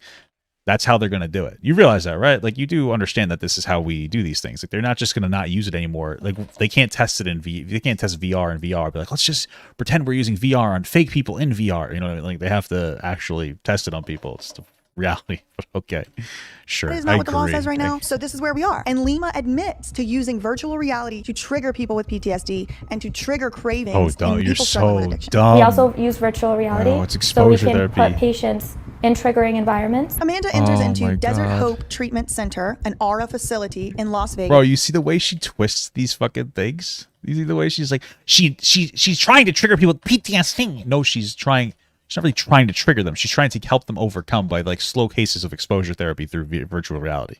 Like, you realize that, like, bro, read a book. I don't know what to tell you. It's Nevada. Now, interestingly, Lima posted a picture of the treatment center that Amanda was supposed to go to and never corrected the record and said that's not where she was. And it's not Desert Hope. There's a lie. And people get upset when I call Lima a liar because she has this sweet affect and she doesn't seem like evil. She's got this nice little soft voice and she seems to be, saying all the right dog whistle words. So now what she's saying, first of all, I don't even think you know what a dog whistle is. Second of all, now she's trying to make it seem like the only reason people are criticizing her is because Lima is a girl that's cute, right? So you realize that. It couldn't be that you're just fucking out of your mind. It has to be, you can't be wrong, of course. It has to be that Lima just gets like special treatment from the halo effect, right? Okay, maybe you're wrong. Maybe, I doubt she's lying. Maybe there's like something, maybe there was an inconsistency, but I just doubt it. You haven't said a true thing this entire video, so... And she's, addicts and homeless and prostitution. And she uses all these scary words that get you in a state of upset. Ooh, girl. I'm at my limit, but are you addict and prostitution are just fucking dog whistle trigger words? Are you a fucking moron? Listen to this. All the right dog whistle You're an idiot. And she's, addicts and homeless and prostitution. That's not what a dog whistle is. Saying that somebody is an addict that's homeless and is a fucking prostitute that puts themselves at risk of being violently raped every day is not a fucking dog whistle, you idiot. It's a real fucking thing that fucking prostitutes have to deal with. And to get somebody to get out of that situation, you're acting like this is a dog whistle. You're insane. Where did you grow up? What is wrong with you? A dog whistle isn't scary words. You could have said buzzword. That would have worked a little bit better. But a dog whistle is something that can usually have multiple meanings, right? Like, for instance, when some conservatives like Tucker Carlson go on the news and say, oh my goodness, I'm afraid of all these immigrants coming into the country because it's going to change the culture of the country. Some people interpret it as like, oh yeah, we might change the culture. And some people say, fuck, we need to preserve our white culture. That's a dog whistle. A dog whistle isn't acknowledging somebody is a fucking prostitute. I don't understand. You don't understand basic words. You don't understand what you're saying. Maybe you need a conservatorship. Dog whistle. Where did you hear that word?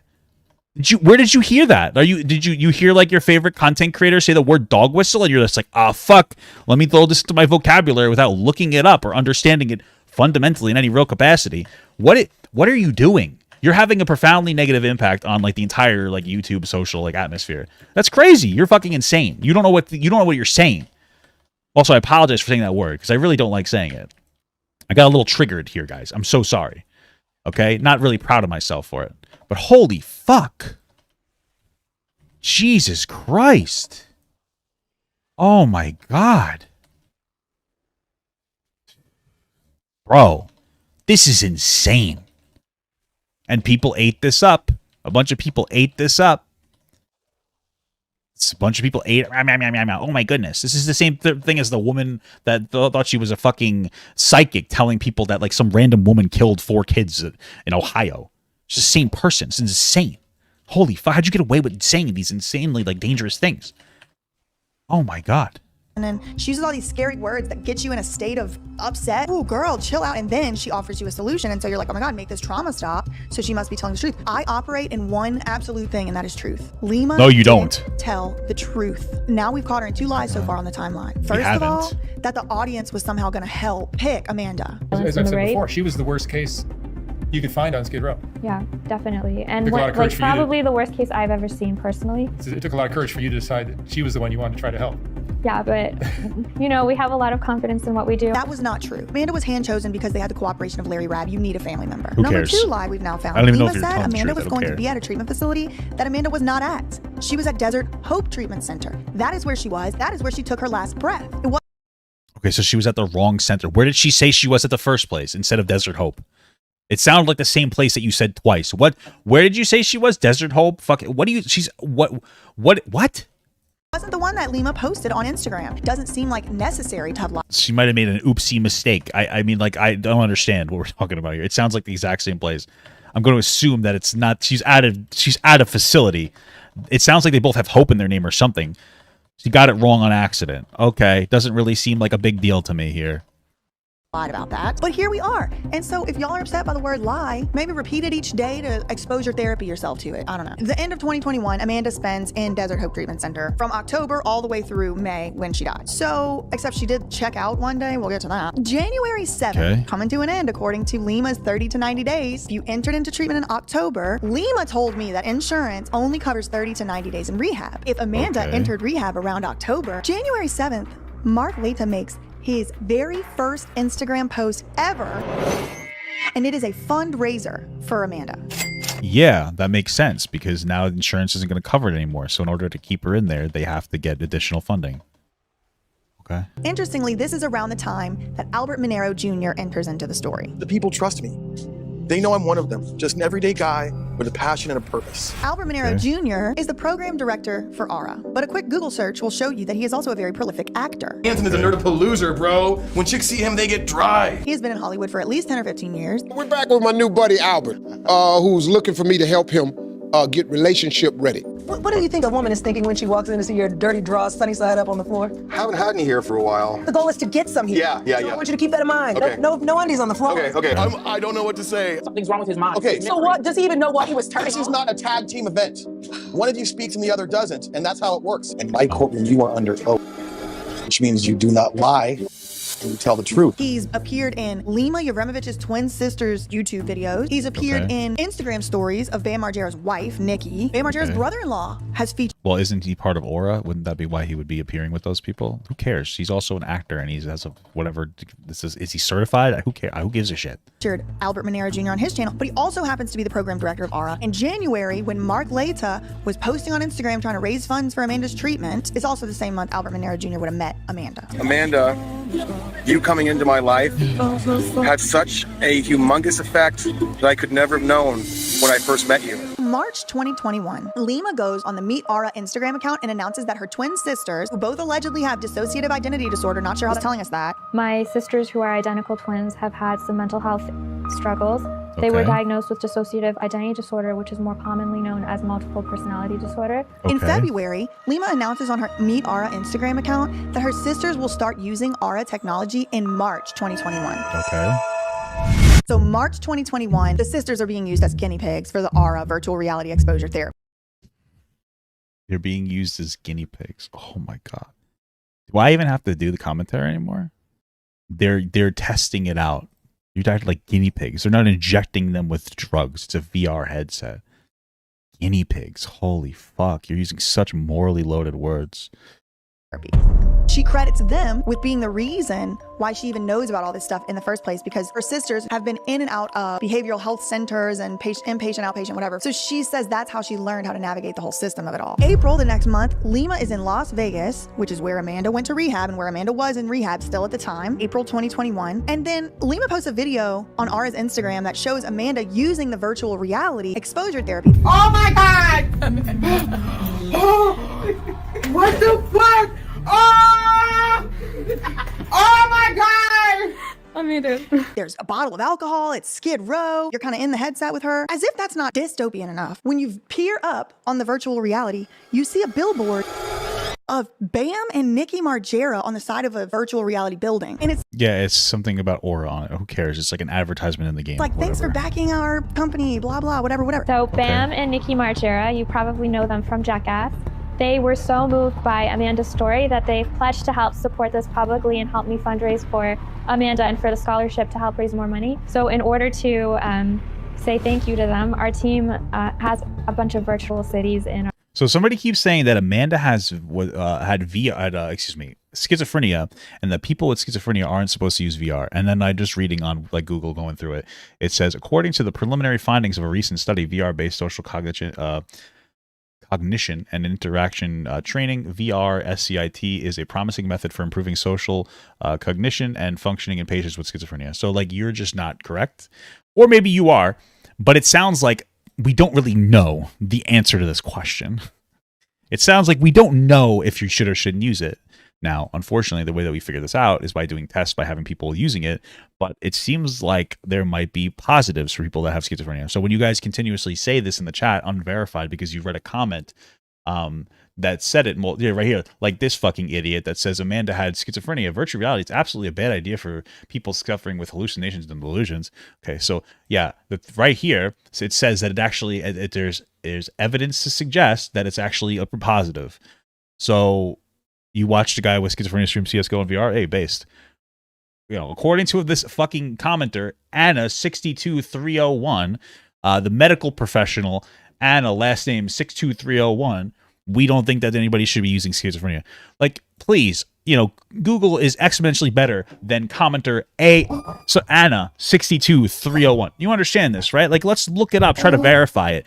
Now, I don't know if it absolutely is better, but it seems like some evidence to suggest. I'm going to assume that whatever they're referencing probably more credible than Anna62301. Right? That's just a reality. Now, again, we don't know. We may not know. There might not be enough studies, but this is how we figure this out. Okay? Please, guys, do a little bit of research before you talk about the things that you talk about, because you're one of the people promoting this conspiracy theory from this fucking nutcase. You know what I mean? And I'm not trying to be rude to you. Okay? No, Anna has one N, not two. Okay? If you're going to put it in the chat, make sure you properly reference this person with a PhD in virtual reality headsets. Okay? Like, this is what happens. It's like a small detail. You hear a detail and you don't question it, and then that detail leads to you constructing this fucking insane conspiracy theory. But like everything that this woman in this video has said has had no bearing on anything. Oh, they lied about about doing an event for the people to choose who they're going to help. Maybe they did, maybe they didn't. Oh, she lied about the facility she was in. It sounds like she misspoke at worst. These are the two things that we're harping an entire fucking conspiracy narrative on. Right? So we've got to be careful about this, because what this woman, this person that makes the video is a dangerous person. She's not helping. She's manipulating, and she thinks it too. That's how fucking deluded she is. She's manipulating you into thinking that there's something happening here, to the point where when I watched a Bam Margera video, I had a bunch of fucking people going, "No, you don't understand. This woman is terrible. Watch the video." I should have watched it sooner. This makes me want to vomit. Physically, this is a disservice to people that are struggling with mental health and drug addictions. You guys act like it's a fantasy fairy fart wonderland, but it's so horrible. And like, this is just like, you don't understand dick about shit, man. You saying dangerous things. You can't even define a dog whistle, and you're gonna sit here and you're gonna call things a dog whistle. Like, you're not helping. You're doing such a bad thing for people, man. It's so sad. It's so destructive. This is not good. This VR thing might not be the best way to treat. I don't know. But to assign some kind of malicious intent to this woman is fucking nuts, because her sisters with DID, they're guinea pigs for this program. Do you even realize the words you're using? I don't understand. You think that being a prostitute is a dog whistle? This woman is a drug, or she was, God rest her soul, a drug-addicted prostitute. What a hard life that none of us could truly understand. I'll tell you one thing. This fucking woman that made this video understands it less than most other people somehow. She's a fucking sheltered little kid that grew up and people cared too much about what she had to say and think. And she's just never been challenged. Like, how destructive of a perspective do you have to have? You're fucking killing me, man. Inside our virtual reality system. So we made a billboard for them, and that was on the Skid Row experience that we put Amanda in. Same month, Lima posts again on Instagram thanking Bam and his wife Nikki for supporting Aura. And then on April 17th, Lima posts another video on the Aura YouTube applying for grants. In January, they were asking audience for money. He had 2 GoFundMe's going. I think maybe 3 were going in total. I think that she probably was trying to get money from Bam and Nikki. And that brings into question whether... What the fuck are you talking about? What are you, an idiot? What? What? What did I... Dude, I swear to God, where did we just go? YouTube applying for grants. In January, they were asking audience for money. Yeah, they're asking audience for money because 1 year of mental health treatment for Amanda. They're trying to fund her year of mental health treatment so that she can keep getting help. What? 2 GoFundMe's going. Because she lost access to her insurance after, like, what, 3 months? Didn't we were very explicit about this. I think maybe 3 were going in total. I think that she probably was trying to get money from Bam and Nikki. And why? Why do you think that? Based on what information? It sounds like they said that this was a cool product, so they advertised it in the game. Okay. That brings into question whether that is ethical or appropriate for someone who is basically... You made up a thing, and now you're asking us if it's appropriate? What? That's like if I went to, like, fucking McDonald's and I was like, I think they came in this burger. This looks like cum. It's mayonnaise, but it looks like cum. Do you think it's ethical to cum in my burger? You made a thing up. You just made something up, and now you're asking if it's ethical. I don't know. No, you fucking lunatic. An investor in your business, and now you put them under a conservatorship. Like, I don't know about the actual laws behind that, but that doesn't seem... Then you should stop talking about it, because Bam is somebody who struggles deeply with substance abuse issues and mental health issues, my understanding. And you want to know what? He has a kid. And every day that he's on drugs, he's not helping his child.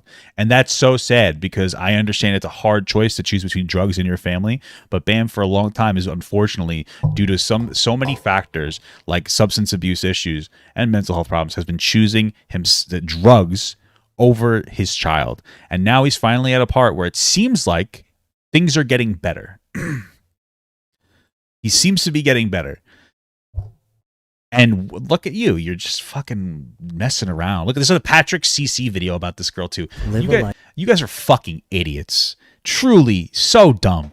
I watched this video. This was a fucking shit. This was pathetic from Patrick. Listen, everybody gets shit wrong. But, like, there's a difference between getting something wrong and literally you have 740,000 people watching this video about how you don't know dick about shit about drug addiction or substance abuse issues.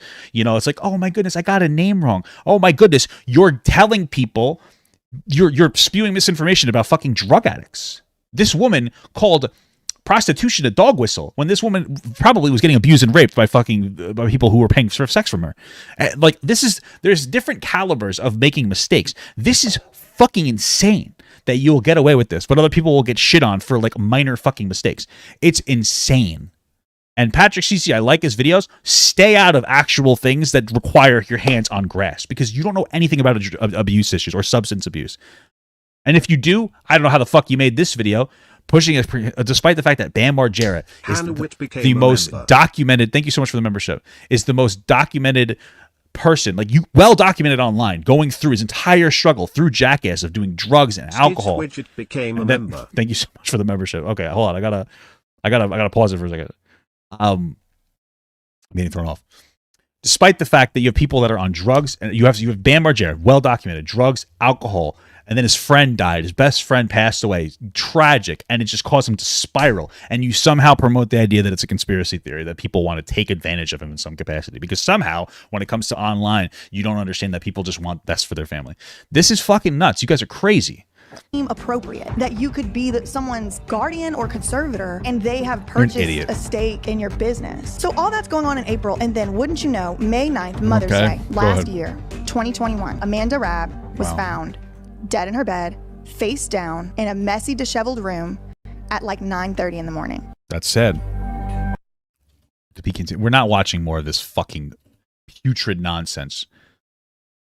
Desperate searches. There's literally nothing of substance that this woman could come up with us and show us. There's a part 2 that's another 40 minutes long. I honestly don't know if I could sit through this fucking putrid nonsense. I don't know if I can. Do I have? Oh my God.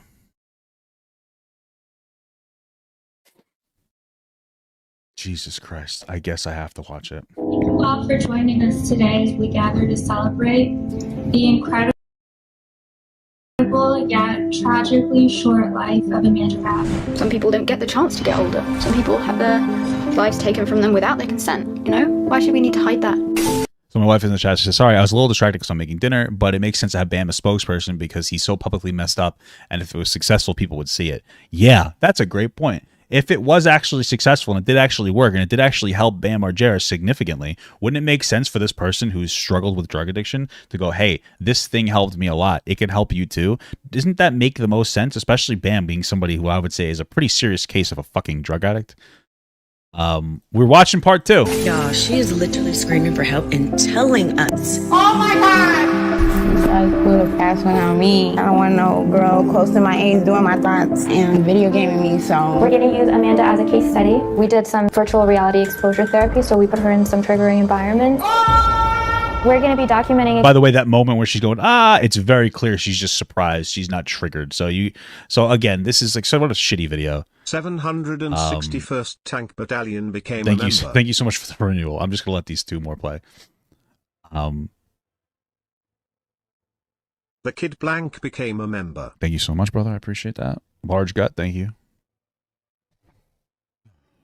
A medium from Hannah before. Thank you for the smalls. One more. Sorry, guys. Hey, thank you so much for the membership. Small gut. Thank you. Also, if they're in a conservatorship, it would make sense for the responsible consenting party to contribute to the cause. Yeah, sure. That makes sense. Exactly how we're getting Amanda into treatment. She first went on there and she looked completely different. Then the next time she go on there, she looked worse and she get worse. The way that you... Yeah, because she's spiraling out of control with drugs. She was very new to drugs in the first video. She's only on drugs for like a year.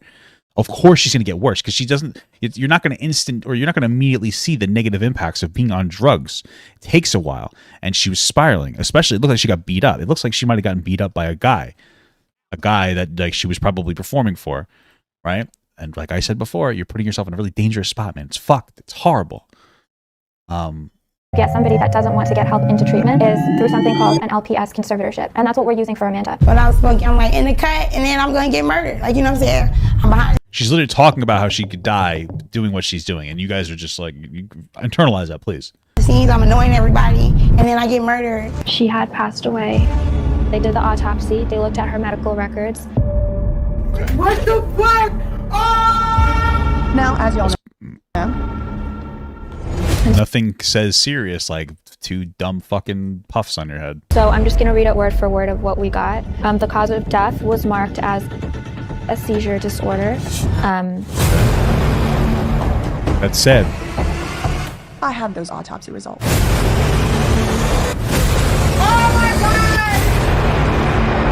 You have the auto. Okay, sure. I called those statements lies. As a result, I'm getting sued for defamation. Facts ain't defamation. Well, you are being very defamatory. You're an idiot, just so you know. It's hard to prove defamation in America, but you are absolutely defamatory. You're a fucking moron.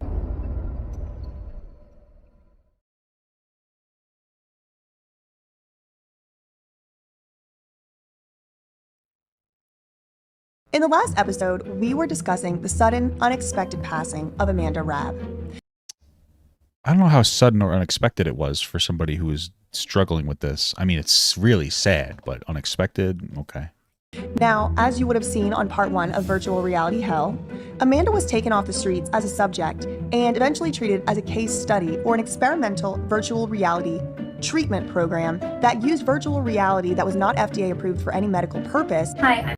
There's pills that aren't FDA approved. Why don't you go complain about that? Most fat burners aren't FDA approved. What are you talking about? Would the FDA, Food and Drug Administration, would the FDA even approve VR? What? Like, how do I even look into this? FDA authorizes marketing a virtual reality system for chronic pain reduction. So it seems like the FDA actually authorized some FDA grants first approval for VR system to treat chronic lower back pain. That's interesting. It could be FDA approved. This is what we call experimenting. VR can help medical professionals visualize the interior of a human body. This okay. Maybe they would. Okay. Okay. I'm Lumi Abramovich, and I'm the founder of Autonomous User Rehabilitation Agent, or AURA for short. To help or cure addiction? I don't really know. Yeah, you don't know. Yes, that's what. Well, you don't. That's the problem. And I don't really know. Yeah, that's what it's for. It's VR to help people with addiction. So we're right in the middle of that investigation, and what we're about to look into is how Amanda actually passed away. Probably from significant stress on her body from her really unfortunate, sad passing. And it's cool that you're promoting a conspiracy narrative around her death, though. Beautiful stuff. Amanda Rabb, at 25 years old, passed away in a treatment center in Las Vegas, Nevada. It was called Desert Hope Treatment Center. Only a few short days after her passing, Lima Yevremovich, along with Amanda Rabb's purported father, showed up on Mark Laita's channel, Soft White Underbelly, in order to inform everyone in the audience that Amanda had passed. That makes a lot of sense. Okay, sure, that makes exact sense. Treatment center staff walked into Amanda's room thinking that she was just peacefully sleeping and realized that she had passed away. That's sad. It's been a really, really big shock for us. And my brain hasn't really been able to comprehend it. Now, during that May 15th video, Lima said that there was no foul play involved in Amanda's death. Remember, this is like a week after Amanda died. Any foul play, any self-harm, anything in that nature was already ruled out. And Lima says, I know they did a toxicology report. I know that they did a toxicology report. Only thing she had in her system was Tylenol. All she had in her system was Tylenol. A few months would go by, and Albert Monero Jr., who we've met from the last video and who you're going to meet in this video as well. In my courtroom, you are under oath, which means you do not lie and you tell the truth. He would go to another podcast on YouTube a couple months later, and he would say, We just found her, and they did a toxicology test, and she didn't have anything but like Tylenol in her system. So he would allow the host of the podcast to perpetuate the story that Amanda only had Tylenol in her system. She didn't have anything but like Tylenol in her system. Very interestingly, that portion of the podcast no longer exists on Joel Marshall's channel as of the date of the recording of this video. But don't worry, I have the clip. And then unfortunately, she passed away at the facility. What we're going to do right now is we're going to watch the video that Lima posted herself on her YouTube channel of Amanda's funeral. Let's get into it. Okay. So the first thing we have is a couple paragraphs. Amanda's short-lived life was a loss felt by millions who watched her struggle and incredible recovery. Because of those who sent prayers, cards, gifts, and donations to help her heal, she transformed her life. Well, and I guess now her death, because she's dead. Sorry, I just like that's a really funny zinger. We're talking about a dead person. Let's throw off some solid zingers. My gosh, this is really dead. What are you, like, fucking quirky? Just get to the point. Like, you're promoting another conspiracy theory. What do you think is happening? Did the facility actually engage in some level of abuse? It's possible. Some of these facilities are real fucking dog shit. Doesn't really make, like, any of these individuals in the party, like, responsible for it. But okay. I felt compelled, this is Lima speaking, to make this video to hold on to the positive memories she left behind in an effort to protect the family's privacy and not share their personal goodbyes. Okay, so let's see what's going on in this video. Thank you all for joining us today as we gather to celebrate the incredible yet tragically short life of Amanda Rabb. These past 2 weeks have been extremely difficult for all of us. The first thing I'm thinking is, what is with this casket? Because I know she was cremated and dumped onto the shoreline of Venice Beach. I'm not a funeral expert. I really don't know. But it's interesting to me that they didn't have enough money to bury Amanda, but they had enough money for like this balloon arrangement. Really don't know. But it's interesting to me that they didn't have. We were unsuccessful at raising the funds needed to bury, so we tried to cremate her. Okay. Maybe they rented the casket. I just want to let that sink in because obviously, like, people don't have basic understandings of the way the world works. Oh, how did they have the money? Maybe they rented the casket for a showing at the funeral so it looks more professional to honor her death. You inept... Sorry. You inept fucking bitch. Sorry. I'm sorry. Are you kidding me? Another conspiracy. Oh, they couldn't find the money to do this. Well, what? They rented the casket, most likely. Have you ever seen someone die? Like, I'm really not trying to be weird, but this is insane. You realize how horrible of a person you are, right? Like, you're a bad person. You're doing a really bad thing, at the very least. This is horrible. The things that you're saying are so incredibly destructive, and not helping anybody. You don't understand the basic way the world works. Like, that's probably a rental. Have you never, like, that's just something that happens. Okay. They have enough money to bury Amanda, but they had enough money for like this balloon arrangement and a casket, and then there's flowers are good. Yeah, because, you know, the balloon arrangement is probably like $10,000, you know. They clearly got enough money to do some nice things for her, but they couldn't get enough to bury her, so they cremated her. Okay, the casket was probably very expensive. What is it you're saying right now?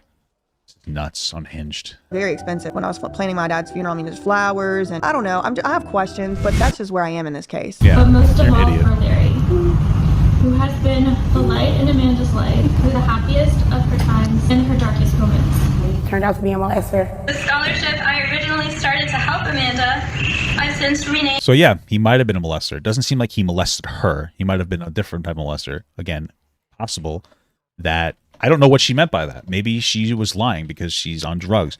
Maybe she's telling the truth. Maybe the molestation wasn't her. I don't know. I wouldn't want to speculate though the specifics. He might have unfortunately still been a very positive force in her life. I don't really know. Maybe he's grifting. I don't know.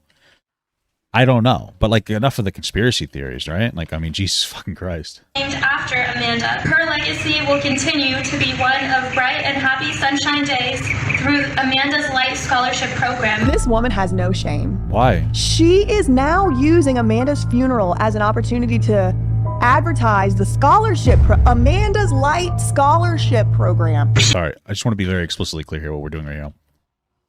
When this woman died, they created a scholarship program to immortalize her, and you've turned that into a bad thing. If I passed away and somebody made a scholarship on my name with my name, I would think that that's incredible. What an incredible thing. I'm not even kidding. What an incredible way to immortalize this young woman who tragically passed away. And somehow, though, you've made it a negative. You did it. You managed to make it bad. Oh, you're going to use what? I'm assuming the scholarship is to help people get mental health help. Something that Amanda struggled with, and they're naming it after her. Explain the bad. You're an idiot. Dude, you're so dangerous. Wow. She will continue to live on through my work and the lives she continues to touch and inspire through her story. I don't want to give you any of my money so you can do to my family member what happened to Amanda. Listen to. She passed in the facility, so like this woman didn't run the facility. She ran the VR thing, right? Like that. So it was supposed to be like that facility was like after the VR, I think, something along those lines, or they were utilizing the VR technology. But like, okay, whatever. You're an idiot. Your damn self. I hope that she loses this defamation lawsuit because holy fuck. I take comfort in knowing that Amanda not only overcame her own darkness, but that she will continue to be a light for those who are lost and seemingly hopeless. Amanda's Light Scholarship Program at her funeral? Her legacy will continue to be one of bright and happy sunshine days through Amanda's Light Scholarship Program. This is preposterous. No, it's this not. This is obscene. This. She's an idiot. Dude, what do you mean? How is that obscene and preposterous? This is normal. What are you talking about? Like, this isn't preposterous or obscene in any capacity. What do you mean? This is a good thing. Is obscene. Honestly, y'all, I cannot watch one more second of this shit. It is so preposterous and outlandish. I'm gonna get to the next part of the video where they're now dumping Amanda's ashes, seemingly in violation of federal and state statute. When you dump in somebody's... My God, dude, you're such a pearl clutcher. What, because they dumped it in the ocean? It's technically not legal. Who cares? Oh my God. Human remains on the shoreline of a beach. There's kids out there playing. You wouldn't consider that a human remain, dude. Do you see this woman's can we like really understand this woman's fucking insane, right? People out there having a nice old fancy afternoon at the beach. Comment below. Have you ever poured a relative or a loved one's ashes at sea? If so, what all did you have to go through? What all parameters, loopholes? Nothing. You would go through no parameters. You would just do it, and you wouldn't ask for permission. That's pretty normal. I mean, I don't know what you want me to tell you. But okay, cool. Cool stuff. Appreciate it. And all that, you comment below. And here's, you know what? Let's watch it together. Well, Amanda Bear, here we are, back at Venice Beach. We went up so often just to get a burger and fries, just to walk around. And no, I'm not getting... So they would come here together, and this was the place that they felt like would best honor her. Okay. Makes sense to me.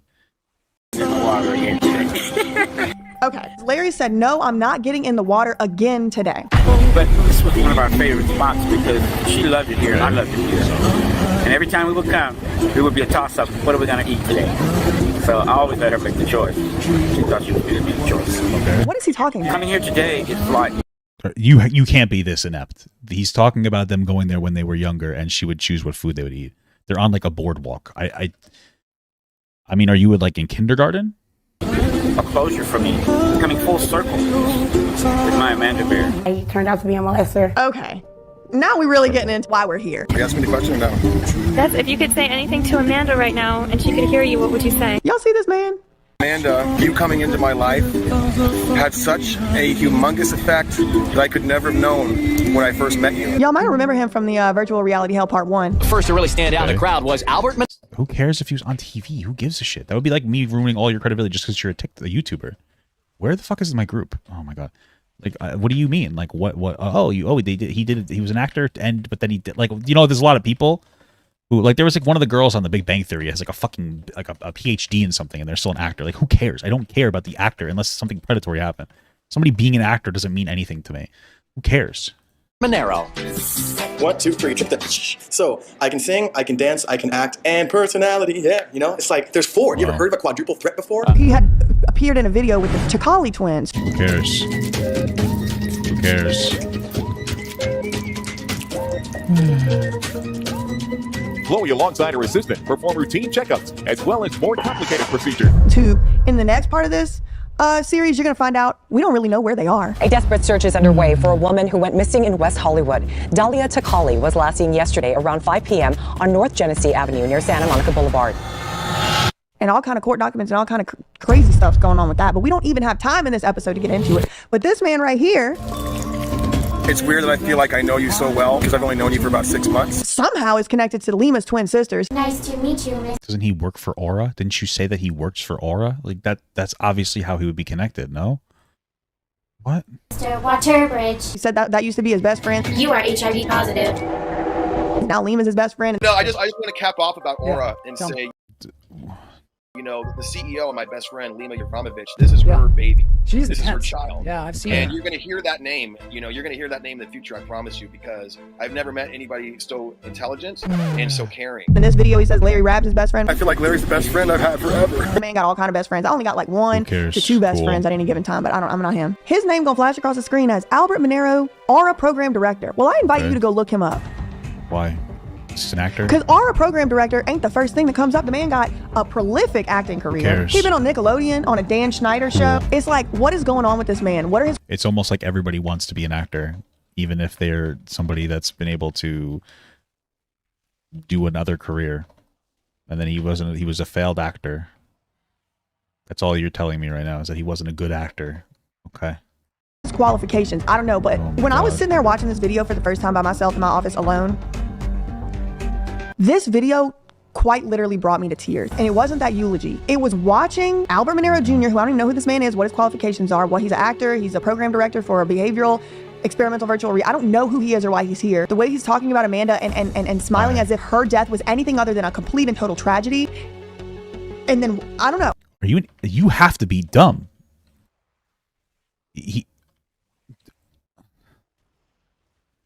I'm sorry. I'm taken aback because there's no way somebody could be this ignorant. We're looking at a video that is like, it's basically like a video to honor her death. It's like, oh, she passed and we're going to look at the positives. That's so normal. And he's like, yeah, you used to be my best friend. You were really cool. I'm happy that you were in my life. Like, that was awesome. It's really awesome. You know, oh, I almost cried because of what was what? What do you mean? Why would you cry? He's just honoring her death. Like, this is such a basic human being thing. We should all understand this. Y'all, seriously, go watch the video yourself. Tell me your feelings. But when I watched it for the first time, it brought me to tears, and not in a good way. Something's going on here. Okay, the question was, if you could say anything to Amanda right now, what would it be? I feel like every time I hang out with your father, I get to see you, love your dad, and I'm being totally honest, I feel like you brought Larry into my life. Okay. I feel like Larry's the best friend I've had forever. He's a weirdo. So you did that for me, Amanda, and I need it, and he needed it. I love your dad, and to be totally honest, I feel like you brought him into my life. That's your eulogy? Yeah, it's a little weird. Who cares? I can't get away from him. That's something. He always wanted Larry in the water. He never would go in the water. He finally got in the water. He got me in the water. Oh, he finally got me in the water. Thank you, Albert. Man. I guess the dad didn't like the water, and now he went in because his daughter passed away. I'm like gonna cry. It's so fucked up. These people are living in the upside down, and I refuse to live there with them. If you really cried there, you should probably get off the internet and go get help. But I know that you're being a performative person because this is a nice moment where like the woman wanted her father probably to go in the water with her when she was young, and now they're doing it. It's like a cute, sweet, like silly moment. Their biggest crime is putting it on the internet for dumb fucks like this to speculate on it. You're a bad person. Oh my God. I love you. I know your dad loves you more than anything. He turned out to be a molester. The shit is fucked. Sure.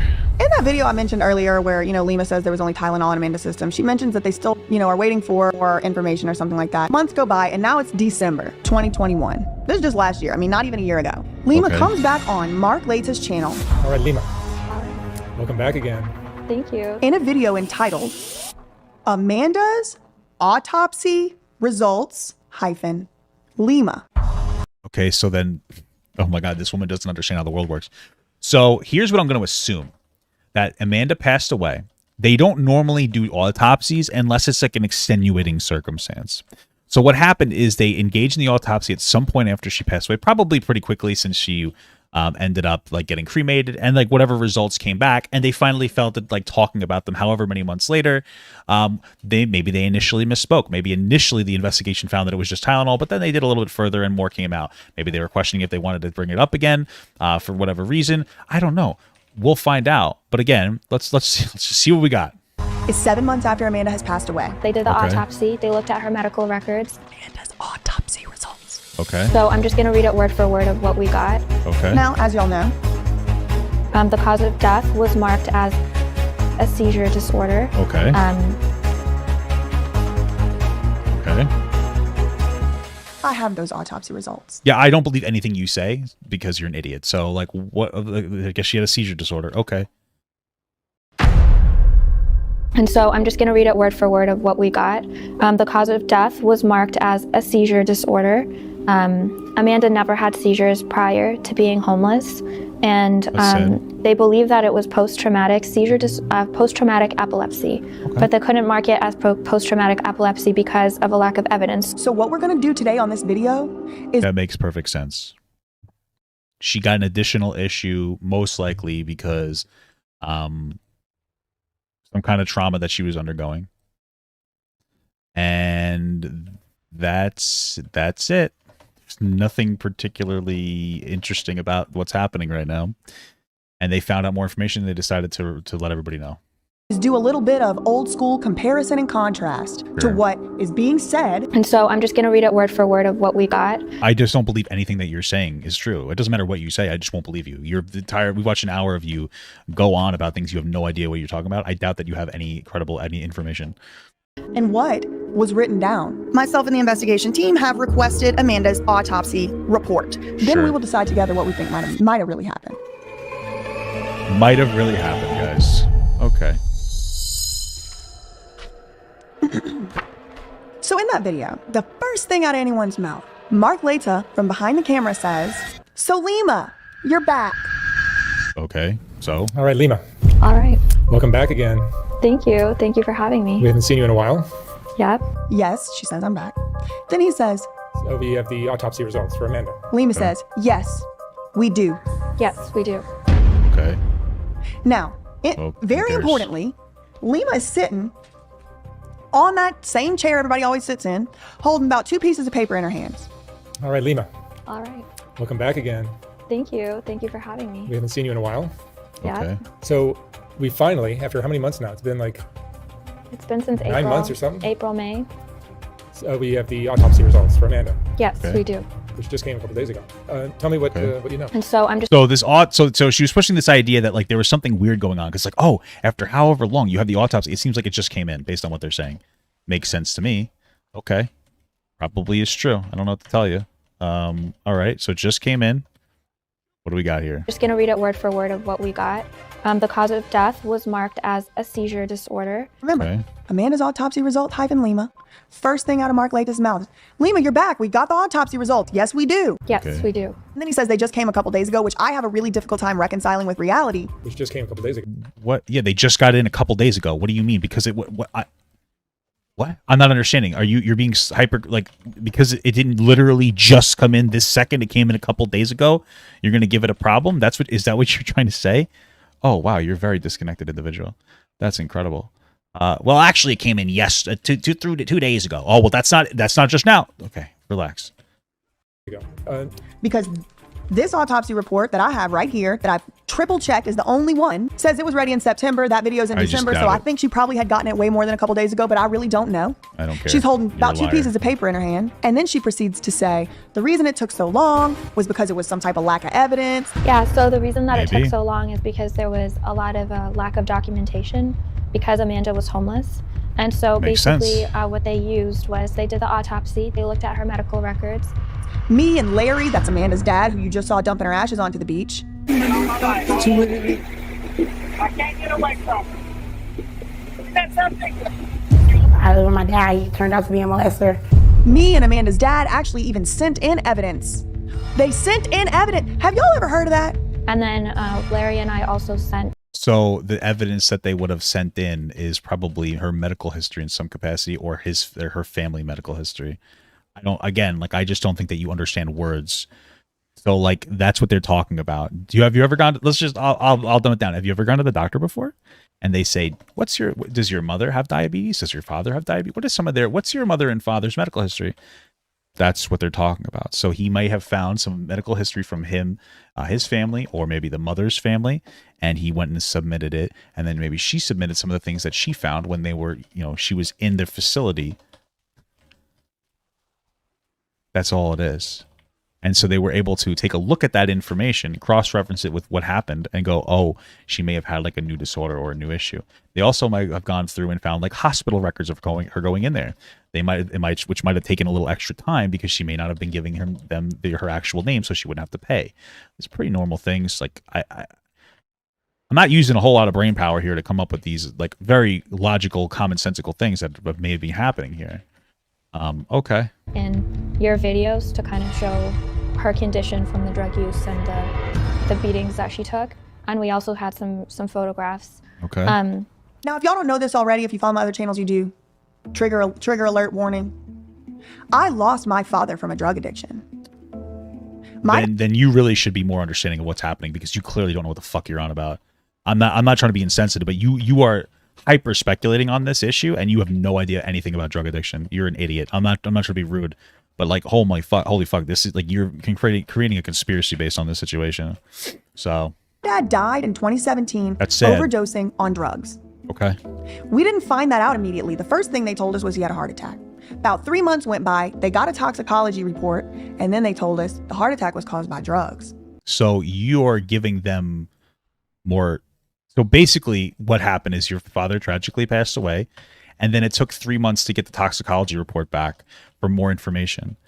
I find it funny because in your own anecdotal experience, it took your father it took you 3 months to get your father's full information on his autopsy, and yet you're saying that somehow the length of time on this autopsy with Amanda Rabb is somehow cause for speculation, even though in your own anecdotal experience, you've gone through the exact same fucking thing of it taking a long time to get this information to you. You're ignoring your life experience. In both scenarios, somebody tragically passed away, and it took them a long period of time to be able to fully confirm why it happened. Your dad had a very similar experience, and somehow you couldn't go, how can this relate to me? How are you this? Are you dishonest? Are you dumb? Like, I don't get it. It's the same scenario. It takes a long time to get full autopsies back. Oh, and you question it as if it's a conspiracy narrative when it comes to Amanda Rabb, but when it comes to Amanda Rabb, sorry. But when it comes to your own father, it's different. Like, why is it different? I don't understand. Incredible stuff, though. It sent him into a cardiac arrest or something like that. So Something there was like not that. 3 toxicology reports for that to be done. There was 1. Okay. And I promise y'all, did not one person send in evidence to the coroner to get a result. Probably because he didn't have the same struggle with addiction as him. I'm gonna go out on a limb and say that Amanda or your father probably wasn't a prostitute living on the street since that he was like 20 years old. There are different types of drug addicts that struggle differently. It seems like he was a drug addict, God bless his soul, that didn't live on the streets doing drugs. In fact, it may have been that he hid it from the family in some capacity. I don't really know. But it's a different situation here. Like, you realize this, right? Like, she has incomplete medical history because she's on the streets doing drugs. Of course. Okay? Nobody sent nothing in. We were crying, grieving, trying to go about our lives, trying to recover. We got that news. Of course, that was really difficult for us to deal with. But at no time were we in a communication with the coroner, with the autopsy people. At no time. And we did not get 3 toxicology reports done like we're done Who here. cares? So I don't really know what was going on during that 'Cause you're an time. idiot. But I believe that the public has a right to know what was going on. They don't. I think we should know who was sending emails back and forth. What was really going on that resulted in this taking so long? Because Lima told us on Soft White Underbelly it was a lack of evidence. But they couldn't mark it as post-traumatic epilepsy because of a lack of evidence. So she and Larry sent in videos from Mark Laita's channel. Larry and I also sent This woman just doesn't understand what she's saying. She lived on the streets with incomplete medical history. Holy fuck. in your videos to kind of show her condition from the drug use. Why would someone do that? If the traumatic brain injury and She had assaults incomplete were medical well history. documented, they would have most likely marked it as a homicide. So that was a major wake-up call for all of us. So y'all remember that whole thing about the only has Tylenol in her system? Not only Lima said it. All she had in her system was Tylenol. Based on the time of this video we're talking about, 7 months before the autopsy results video, Lima said only Tylenol in Amanda's system. And so I think I know that they did a toxicology report. Joel Marshall said the same thing to his followers, and Albert Monero did not correct him. And unfortunately, she passed away at the facility. Yeah.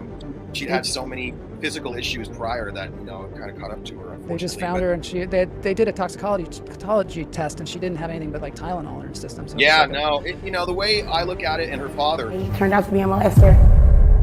who I'm very close with now, looks at it, is that she was ready to go to God, and she had done what she needed to do here. We're going to use Amanda as a case study. What the fuck? Are people using this out in the field yet? We are doing case studies only right now. Now this is public information. You can call. Yeah, if the public had a right to know, doesn't it make sense that they would do a more thorough investigation? Yes, it does. But, she doesn't really understand that. And request this yourself. Anyone can get that. I'm not special. Anyone can get this because the public is supposed to have access to this information. Why? Why would the public? Why? That doesn't make any sense. Yeah. Okay. Apparently, you can just request whatever you want. Sure. All right. Let's keep going. That's fucking dumb. get that. I'm not special. Anyone can get this because the public is supposed to have access to this information. why. Amanda was last Shouldn't, seen but alive at sure. the treatment center on May 8th, 2021 at about 11:55 p.m. and administered her nightly medications, which were hydralazine, that don't sound like Tylenol. All she had in her system was Tylenol. Losartan, gabapentin, clonidine, that don't sound like Tylenol, and risperidone, which also don't sound like Tylenol. All she had in her system was Tylenol. So 1, 2, 3. Wait a minute. Hold on. Nightly medications, which were hydralazine. This because the public is supposed to have access to this information. Amanda was last seen alive at the treatment center on May 8th, 2021 at about 11:55 p.m. and administered her nightly medications, which were hydralazine, that don't sound like Tylenol. All she had in her system was Tylenol. Losartan, gabapentin, clonidine, that don't sound like Tylenol, and risperidone, which also don't sound like Tylenol. So I just want to be explicitly clear. I take a medication that has like the, I guess you'd say, HCl after it. It's a metformin. I have to take it multiple times a day. The reason I have to take it multiple times a day is because it doesn't stay in your bloodstream permanently. It lasts maybe 10 to 12 hours. So what she's saying is that she took her nightly medications before she went to sleep, and then she was unfortunately found passed away during the day. It's interesting. What's possible is two things. One, they just ran out of her fucking system. And number two, the only thing that wasn't a prescribed medical thing was the Tylenol. So who cares? What do you mean? Like that's how medications work. They take time to go through your system and then they leave your system. Or maybe they didn't see it as a discrepancy. The only thing that was outside of her routine would have been the Tylenol. This isn't something that's like this deep. Oh, we got it. Holy fuck, we got it. Oh, we figured it out. It doesn't You didn't figure anything out. You just learned that drugs go through people's systems, or that the way that they report on these things, or the way that she reported on it initially, was probably this. They didn't finish the autopsy, so what's most likely to happen is they're like, yeah, the only thing that she had taken outside of her routine was a Tylenol, and she didn't go into the explicit talking about all the medication she was on. Because you want to know what? I feel like, I forget the specific word, but it might be a violation of somebody's individual human rights to release all the diagnosed medications they're on. I'm not muted. Shut up. So, I forget what that's called, but you're not allowed to release somebody's medical history without their consent. She died, right? So sorry, excuse me for being so blunt, but she passed away. And so, like, maybe they just weren't allowed to say it. There's so many, like, very easily clear options as to why this has happened and how this doesn't show any information. She's looking for a problem. She had in her system was Tylenol. So 1, 2, 3, 4, 5 additional medications in Amanda's system other than Tylenol. This one's fucking insufferable. Hello, y'all hearing this? HIPAA violation. It could have been a HIPAA violation. And now, guess what? She's with the dad, right? Her system was Tylenol. Well, maybe she's with the dad. Maybe the dad was okay with her releasing that. I don't know. It can't be reconciled. You're right, because I get my drug tested every month for chronic pain clinic, so my oxys, those don't get reported, but if I took another drug, that would be. Okay. Oh, so what you're saying is that, like, you have a medication you take and it might show up on your report, but because it's in routine, they don't say that it's something additional. Maybe they just, is that what you're saying? Or maybe you're just saying that, like, it goes through your system so fast you don't see it in there. Okay. Tylenol. She never corrected herself. We're sitting here on August, oh my God, whatever it is, 2022, never corrected herself. Just wait. Okay, so it gets out of your system. I don't remember. I said two things and then you said yes. I know there's a delay in my chat. So is it thing number one where it was out of your system, or thing number two where they just don't report on it because it's a normal routine medication? Is that what it is? There's way more. Now, I do want to point out, one of the things Lima, Albert, they all perpetuate is that the reason Amanda died was because all this time she spent on the streets. Most likely, yes. Not out of your system, number two. Okay, so they take into account for it. Okay. So they don't really test for it because it's already taken into account. That makes sense. Okay, so anyway, so let me perpetuate is that the reason Amanda died was because all this time she spent on the streets. Yes, she was on drugs and she was on the streets. That's most likely. It probably put significant stress on her body. She probably got some kind of an issue while she was on the streets that caused her to have this, I think it was an epileptic seizure in some capacity. It was probably gotten through some form of trauma. I think it was some form of PTSD. Yes, that's what most likely happened. The time that Amanda spent on the street is the reason that she passed away. But Amanda was just homeless too long. Sorry. But so people shouldn't be allowed to be homeless, and I agree. We should figure something out with that. you know, in Amanda's case, the fact that she was allowed to use drugs for so long, and that she was abused, and that a lot of it wasn't reported or documented. Her first interview with That makes perfect sense. Mark Lates said she had been living on the streets for years. No, I didn't have a mom growing up. Addicted. I don't think that that's true. In fact, in that interview, I think that she said she was living with her father again. I watched it. I'm pretty sure. Okay, either way, who cares? The longer you're on the street, it doesn't even matter. The longer you're on drugs and you're on the streets, the higher chance of you getting dying are. Sorry, I don't mean to be so blunt. What are you talking about? To crack for years. So, yeah. And how long have you been down here? A couple years. Okay. Addicted to crack for years. So, yeah. And how long have you been down here? A couple years. Okay, She told us who that. cares? I am, Who cares? Of course, not condoning that. The issue is it's not my position to condone someone else's life. Amanda was entitled as an adult to make her own life decisions. They said all the time she got beat on the street. The beatings that she took. And RAPED and all that. The amount of traumatic brain injury that she endured. That was so traumatic to her. This is what Lima said. Insert clip. It was so traumatic to her that's what caused her death. Probably. It put a significant amount of stress on her body. Yes. You're saying it as if it's like in an accusatory tone, as if it's not correct. Time that Amanda spent on the street is the reason that she passed away. So the amount Probably. of time, Yeah. the amount of traumatic brain injury that she endured, we were working on repairing her jaw because she was brutally beaten and raped so severely on multiple horrible. occasions, and 3 that Larry shared with me. But there was many more that we don't even know about. He turned out to be a molester. God, just stop trying to make it seem like this guy raped this kid, because I don't even I don't know what she was referred to. Again, maybe first of all, I don't think he molested her, because she was talking about he turned out he was a molester in context of like him and like his wife or girlfriend or whatever. Now maybe he molested adults, maybe he molested children, maybe when she says molested, it was like he grabbed a girl's ass, did an inappropriate thing, but not quite like sexual assault or like a violent rape. Maybe he didn't do any of it because she's desperately on drugs. I don't really know, but you keep bringing it up. But like the reality of the situation is you're downplaying a woman getting raped and beaten to the point where she died of like a horrible, some form of like injury, and you're like, you have to stop. Like, this guy doesn't have to be a good person. Like, he's probably, I don't know, he might, again, with the beginning where she said that he might have like spitting in her food, there seems to be some kind of an issue there. But I mean, like, yeah, he's not great. He probably still loves his daughter, even if he's a scumbag. I don't really know what to say. The relationship's gonna be very complicated.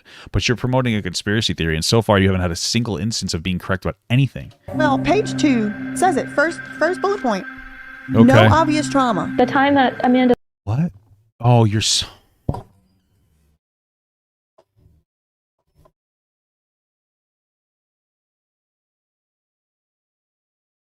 Oh my God, she's so dumb. When they say no obvious trauma, they mean that there is no current obvious trauma on her body. They don't mean that she didn't have traumas from the past. What are you talking about? You can recover from body trauma, and it wouldn't be obvious on your body after you recover. What they're saying is that she didn't get hit so hard she died. Do you understand? Bro. 2 says it. First bullet point. No obvious trauma. The time that Amanda spent on the street is the reason that she passed away. So the amount of time... Where's the trauma that killed her, according to Lima and Albert? The amount of traumatic brain injury that she endured. Let's get to the cause of death. You're so stupid. You know what she said? Nobody made her say it. Nobody asked her to say it. She voluntarily said it. I'm just going to read word for word from what we got. And so I'm just going to read it word for word of what we got. Remember, y'all, the name of this video is Amanda's autopsy results. And she says, and I'm quoting, the cause of death was marked as a seizure disorder. The cause of death was marked as a seizure disorder. That's not true. The cause of death was marked as a cardiac arrhythmia. I just don't care. I just feel like you're just lying. You've gotten so many things wrong so far. I just don't care about what you're saying. Now, there's some contributing factors. Hypertension, I think that's like high. So it says multiple factors. It says that Amanda Rabb died of cardiac arrhythmia, hypertension, obesity, and schizophrenia, something contributing factors. So there was a bunch of different contributing factors. Okay. The cause of death was marked as a seizure disorder. That's not true. There's a link between schizophrenia and seizures. I don't know if it'd be called a seizure disorder, but okay. True. The cause of death was marked as a cardiac arrhythmia, hypertension, obesity, and schizophrenia were contributing factors. Oh, okay, it says okay, sure. Arrhythmia. Sure. Well, I don't know why she said that then, but based on everything else, I don't think it's that big of a deal.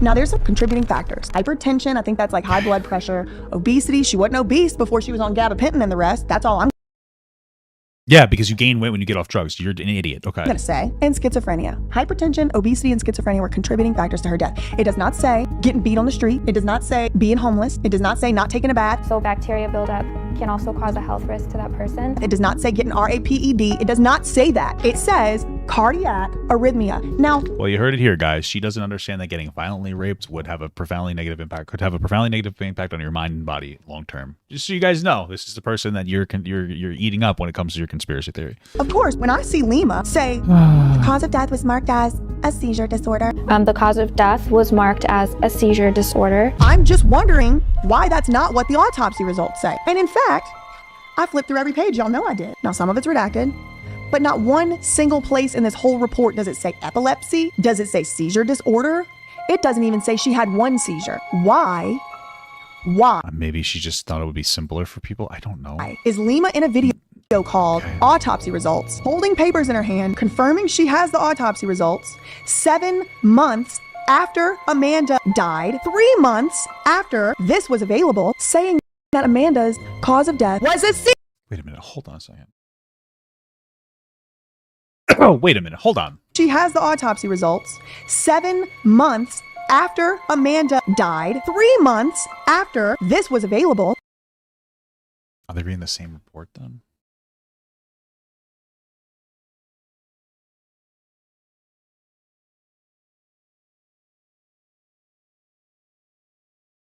Saying that Amanda's cause of death was a seizure disorder. I don't know. That's not true. Why was Lima saying that? Why, when I started calling those statements lies, saying that Amanda's cause of death was a seizure? It also okay. I mean, it does say it's an opinion. Maybe they have 2 different autopsies from multiple different people. I don't really know.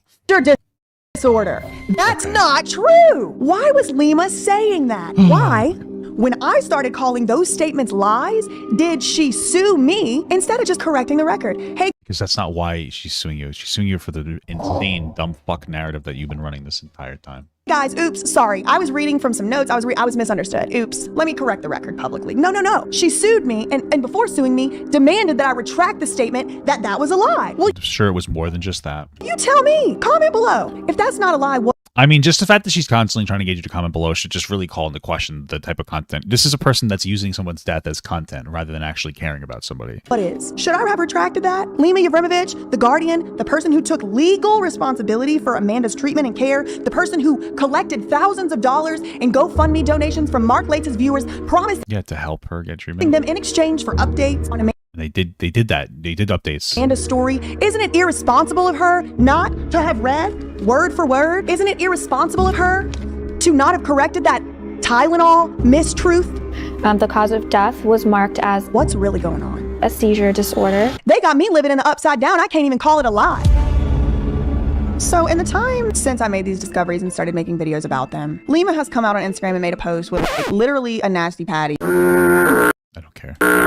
From the Krusty Krab or wherever they were making them at the Plankton, the Chum Bucket, whatever. And referring to my investigation into these incidents as online drama. And I think that it is... Yes, this is what you're doing. ...is very interesting to refer to a legitimate investigation.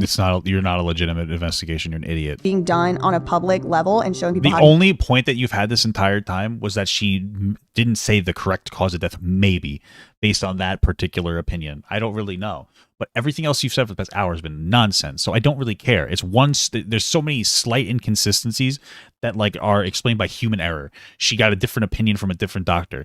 I don't know. She misspoke. She thought schizophrenia was a fucking seizure disorder because she's not a fucking medical professional, but she's somebody that runs a VR thing while she works with medical professionals. I don't really know. But nothing has come up as questionable in a way where I would question her authenticity as a person. Whereas for you just don't understand words. I mean, you don't even know what a dog whistle is. You think that prostitution and getting raped are dog whistles. You're a weirdo. You don't understand what you're saying. You're dangerous. Use publicly available documents to find inconsistencies in the statements of people who are trying to get thousands of dollars from the public. as drama. It's not drama. It is a very, very You are serious making it matter. drama. Yes, and you're making it drama. Not only with the Amanda Rabb story, but with what went on with Bam and continues to go on. No, nothing is wrong with Bam. You're an idiot. Stop perpetuating this fucking conspiracy theory that Bam Margera is being abused. He's a fucking drug addict. It's well documented online that he's fucking does drugs and he has a bad relationship with drugs, and that his friend died and it spiraled him out of control. Shut the fuck up. You're an idiot. You people on YouTube are fucking dumb. You're so stupid. I fucking hate all people on YouTube. This is what's wrong with YouTube. You guys are a bunch of fucking losers on the internet who think that you know dick about shit. You don't know fucking anything. You pretend to know anything, but you don't know anything. Your own fucking father died to drugs and you still don't have any understanding of how drug addiction works. It's insane to me. I don't understand it. It's just the truth. You don't get it. You're not understanding anything. It's fucking nuts. On with him. This is up to Lima. Yeah, dude, the guy's struggling. Sorry for mocking him. He's struggling. He's better now, apparently. He's struggling. His friends, this conspiracy theory goes along with his friends and family wanting to use him and abuse him.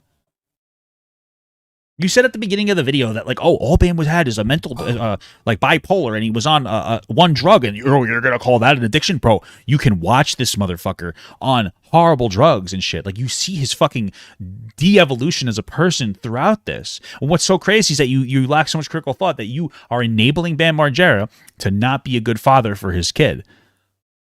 Like, I'm just saying. And I think that Bam is probably going to make a great father, but you don't make a good parent when you're on drugs and when you're fucking addicted to alcohol, okay? And you're having you just don't care. It's drama, drama, drama, drama. You're a fucking lunatic. You're a fucking lunatic. He wasn't allowed to use his phone. He said he wasn't allowed to call people he wanted to call. Okay. A podcast just aired yesterday. Okay. With Steve-O and Bam confirmed a lot of this stuff. Bam, okay. Novak said, dude, if you just do a year, you'll understand how much better you will feel. Because you always go 30 to 60 days, maybe 90 tops. But if you just do a year, you'll understand. And I call him up after a year. I'm like, Novak, I understand. I get it. I feel great now. I just don't want to return to that anymore. That doesn't, first of all, if you're going to say that it confirmed everything you were saying, show that. Second of all, that's him the person was right. Do this for a year. And he was like, yeah, I feel better. I just don't want to go back. Well, of course you don't want to go back because you lost a lot of your freedoms because you were on drugs and you were killing yourself. What are you talking about? I remember that podcast. It was Bam is frustrated and he was spewing bullshit. And people online are pushing this narrative that he's being abused somehow by his best fucking friends like Steve-O and shit, which want nothing but the best for him. You're insane. The way we kind of deal with rehab is just not enough. It's not long enough. Absolutely. Yeah, sometimes. The problem with these rehabs, they're kicking people out only 30 days. Okay. Yes, because they don't get insurance access. How are you going to... Dude, the fact that the content creator is using that, they only keep people for 30 days. Yeah, of course, because of Amanda's saying that they kick us out after 30 days, which implies that the rehab is good for her. She's saying it's good. The problem with it is that I can't be there long enough. And Lima and Mark helped her stay in there for a long period of time through helping her with insurance and helping raise money for donations. So how are you going to push a narrative that she's hurting her, that she's hurting Amanda, when Amanda's saying, like, the problem with it is I don't get to stay as long as I need because insurance only covers 3 months. You're using these videos as if you think that you're doing something, but you're not. You're just fucking owning yourself.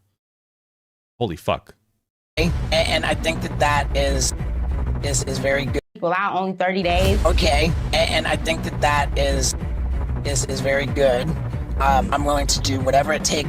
It's really weird how sort of like preachy Steve-O is in this interview, like condescending and sort of been there, done that. He knows better than you. And it's like, he said he doesn't even know what's going on social media. You're a waste of existence. This is horrible. Condescending. He's not, I watched some clips of that. He's not being condescending at all. He's speaking sternly to a very good friend of his that you apparently have some kind of parasocial relationship with when he actually has a literal relationship. Steve-O said, Bam, can you at least say the things that have been said online aren't true? Yeah, because people like you, fucking insane people, have been pushing conspiracy narratives about how they're trying to manipulate him when they're not. Okay, Bride of Chucky, like, what are you talking about? I've seen a lot of activity on social media with the hashtag #FreeBam, and people seem to think that you're the Britney Spears of Jackass, that evil villains have taken over your life and stolen all your money, and, like, can we safely say that none of that is true? Bam said, well, I can't, not really. I can't tell you what was going on social media because I wasn't allowed to have my phone. I don't know what's been going on because I haven't been able to look. As a matter of fact, I can't even post on my Instagram. Everything has to go through Johnny Schiller from Heart Supply because I had to sign a contract because when I was dealing with the lawsuit with Paramount and Jackass, I was posting shit like, fuck these motherfuckers, and it was potentially ruining my lawsuit. So I had to sign a paper saying that only Johnny can clear what goes through my Instagram. So I don't even know my new passcode. I can't control what goes on it. Okay. Can I tell you, I think that's good news. I do know there was somebody sharing videos of me, you know, in the back of a police car or whatever. Yeah, I was. But another thing that Bam did say in that video, he was. Wow, who would have thought that a drug addict would think that the person that has guardianship over them was a bad person? Drug addicts will say that about their own parents who mean the best for them because they're on drugs. It's an unfortunate struggle. I don't even this video is I think I'm completely burnt out on how fucking unhelpful this woman is when it comes to any social dialogue. Suspicious of her in that video. Well, who's keeping Bam from being able to go on social media? Probably Lima, because he goes on there and he fucking plays into these conspiracy-esque bullshits, or he fucking makes a fool out of himself. They want him to have cut off from the outside world so he can help get himself help. There were a couple big accounts that had, in the early days of Aura, endorsed her, promoted her, collaborated with her. This video is in collaboration with 16 Leo.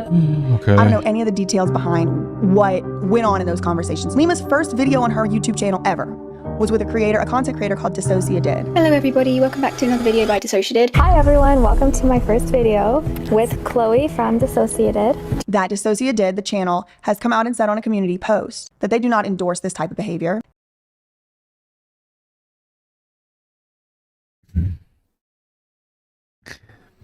As you know, earlier this year, we re-uploaded all of our content that had been wrongfully removed by false copyright strikes. All our videos were re-uploaded en masse with our attention purely on getting as many of our videos back as possible.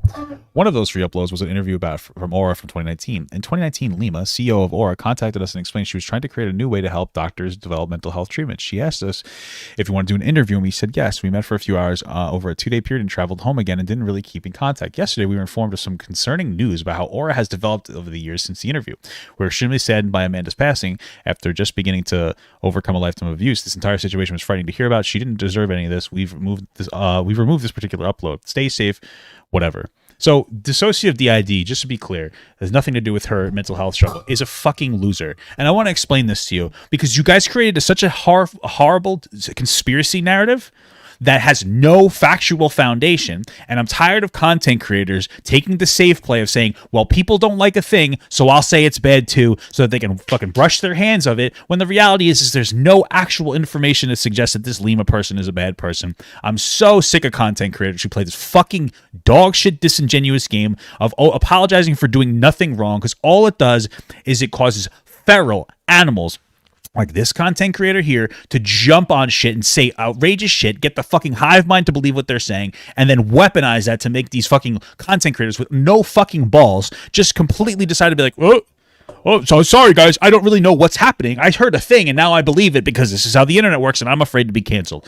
Bro, are you kidding me? This is insane. These people are fucking insane. I hate content creators who do these fucking performative apology-esque type things. Such loser shit, dude. I'm so tired of it. Because this feeds into these fucking people. This enables them to keep going. If she said, I'm going to leave it up because I don't have any conclusive evidence that there was a problem, boom, we're good. That's it. That's all you have to say. But instead they're like, oh, this is very concerning. What's concerning? What is concerning? There hasn't been a single factual thing in these 2-part videos. It's crazy. They did not know that that's what they were endorsing whenever, they did the collab. I do not endorse or condone anyone attacking. I say it at the beginning as a disclaimer in every video, and I really mean it. We have the truth on our side. No, you don't. I'm begging you not to send hateful emails. No, you don't. Don't even send any emails. No, you don't. Don't send any text messages No, you don't. to Lima or anyone Nothing that you're saying is factual. You're an idiot. related to her. That's not what we do. Oh my God. That's not what I do, and I am begging you not to do that. Leave the girl alone. There's some truth we don't yet have, and we're gonna get to it. I'm not saying that Lima was definitely You have literally no truth on your side. threatened or attacked, but I just want to make a disclaimer. That ain't cool. That ain't the point.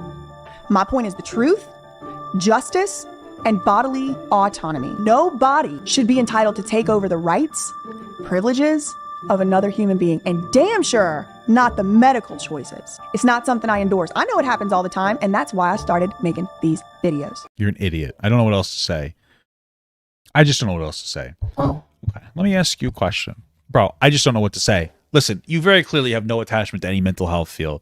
There are people that have such significant problems that they can't manage everything. This is why we create housing facilities for people with intellectual and developmental disabilities that can't take care of themselves by themselves. They lose a part of their autonomy. They still can make reasonable decisions, but some of them are deemed non-consenting sexually because they don't understand sex. Because they're the type of people who, when they get questioned, they're just like, hey, if Johnny buys you a cheeseburger, do you have to have sex with him? They're like, yeah, I think I do. Because they just fundamentally don't understand the relationship with sex to a point where they can get literally fucking abused. We do this all the time with people with severe mental health issues. Now, we obviously have to make sure that it doesn't become predatory, but like people lose their autonomy in some capacity all the time because they can't take care of themselves.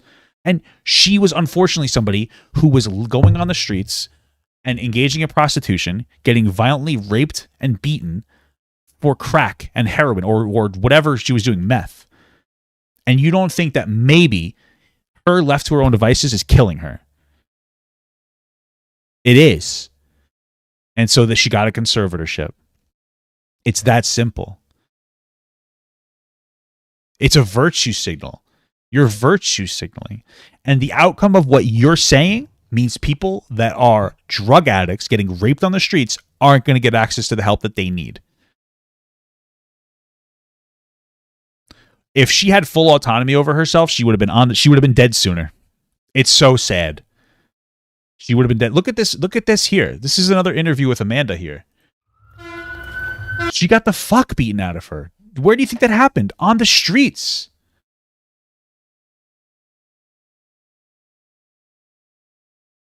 I don't know what to say. It shouldn't. And I'm willing to put my money where my mouth is because I have lots of experience losing people close to me. I could have did what these people do and rushed over and forced them into rehab and did all these interventions and taken over their life and made them miserable and did all Probably couldn't have, because it's not as simple as they're just a drug addict. It's very clear that there's a lot more. But you know what? Maybe you should have. all that, and then they're calling me the worst guardian ever. That's not my place. It doesn't matter what your religion is, if you have one or not, spiritual, whatever. Everyone would agree we come to this earth with free will. What? Free will to make the decisions that are right for us. If I had a person in my family that I loved a lot, that was a drug addict, I absolutely would advocate for a conservatorship. What are you talking about? Like, I don't care. Like, this fucking virtue signal that we shouldn't lose any level of our autonomy. Like, I don't know what you want me to tell you. Somebody that's killing themselves on the street, yes, I would be like, yeah, this person has a significant mental health issue and they have a drug addiction. Let me get a conservatorship from a trained professional, which seems to be Lima in some capacity, certainly more trained than I am, to help her out, which it seemed to work. She got her into a fucking drug facility and she was almost out. She just had like a horrible, tragic event that happened. Free will to make the decisions that are wrong for us and to learn from our mistakes. Yeah, because the drug addict getting raped constantly because they're making bad decisions. They have apparently the autonomy to make the better decisions. They clearly don't, bro. You live in a fantasy fucking reality. That's the point. When somebody dies, what do y'all ask? What's the first question you ask? I'll let you think about it for a second. Why they died? How did they die? Then when that person's in their 20s and you don't know of any pre-existing health conditions, what's the next question you ask? Was it drug related? Did they do a toxicology report? The two most important questions, the two primary questions when somebody dies. Lima did not tell the truth. That's why I'm telling this story. And I called those statements lies. As a result, I'm getting sued for it, for defamation. That's not what happened. You didn't. It's because your first video was an insane exercise in why you should have a conservatorship against you. I deny all allegations of wrongdoing, and I expect to be vindicated in a court of law by a jury of my peers who probably will agree with me that the shit is shady. You shouldn't have lied. No, y'all know I do not like to ask for stuff. I don't. Defamation is like impossible to prove, so she would probably win either way. But it's very difficult for me to do so. But unless I want to spend, like I said, every waking hour fighting this case, which I'm prepared to do, I'm trained to do, I'm able to do. You're trained in what? You're not trained to do anything. It's not something that I really feel like I can do in a sustainable way. I'm really going to need help. So if you agree that something's going on here that's a little outside of the ordinary, and you would like to assist me in protecting freedom of the press, journalism, and my You're not a journalist. You're a fucking idiot. Personal right to free speech and fighting this defamation lawsuit, I would really genuinely appreciate it. The legal fund is linked below. Facts ain't defamation. Well, you're not spewing facts, so. Yeah, so I started Aura. This is so boring, dude. Holy fuck. Are we done with this? Because my sisters, who are identical twins, have had some mental health struggles. A desperate search is underway for a woman who went missing in West Hollywood. You could be our triplet. There's a part 3, huh? A desperate search is underway. Wow. She either that or she's just trying to really jerk off like a fucking thing here. I don't know if I have it in me to listen to another abysmal dog shit video from this woman. Is this supposed to be part 3? Or is she just milking the fuck out of this video? Holy shit. What is Hi this? guys, I'm Lima, the one you've heard so many wonderful things about. Previously on BJ. I think I want to call it because we have gotten nothing productive out of here. And I'm tired of looking at this drama-esque situation. Maybe I'll watch this video, but frankly, I don't think I need to. This woman is clearly just milking the fuck out of this for content. This is the, let's see, we have the original as 1, 2, emergency update, the Amanda Rabb story, 3, 4, 5, because these twins are part of that story. 5.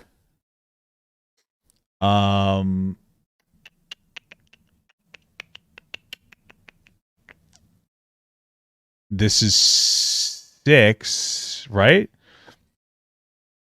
And then we have 7. Incredible stuff. Grow up, bro. What's wrong with you? What other things do you usually do?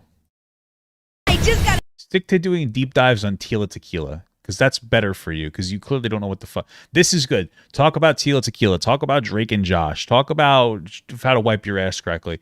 But really, when it comes to mental health struggles, you don't know anything about anything, and you really should just stop making content that is serious at all. Yeah, you really should just take a break from anything serious and keep fucking around with dumb shit. I want Papa Gut to pee on my face, but just as a friend. There's nothing weird about that. I want him to pee on my face.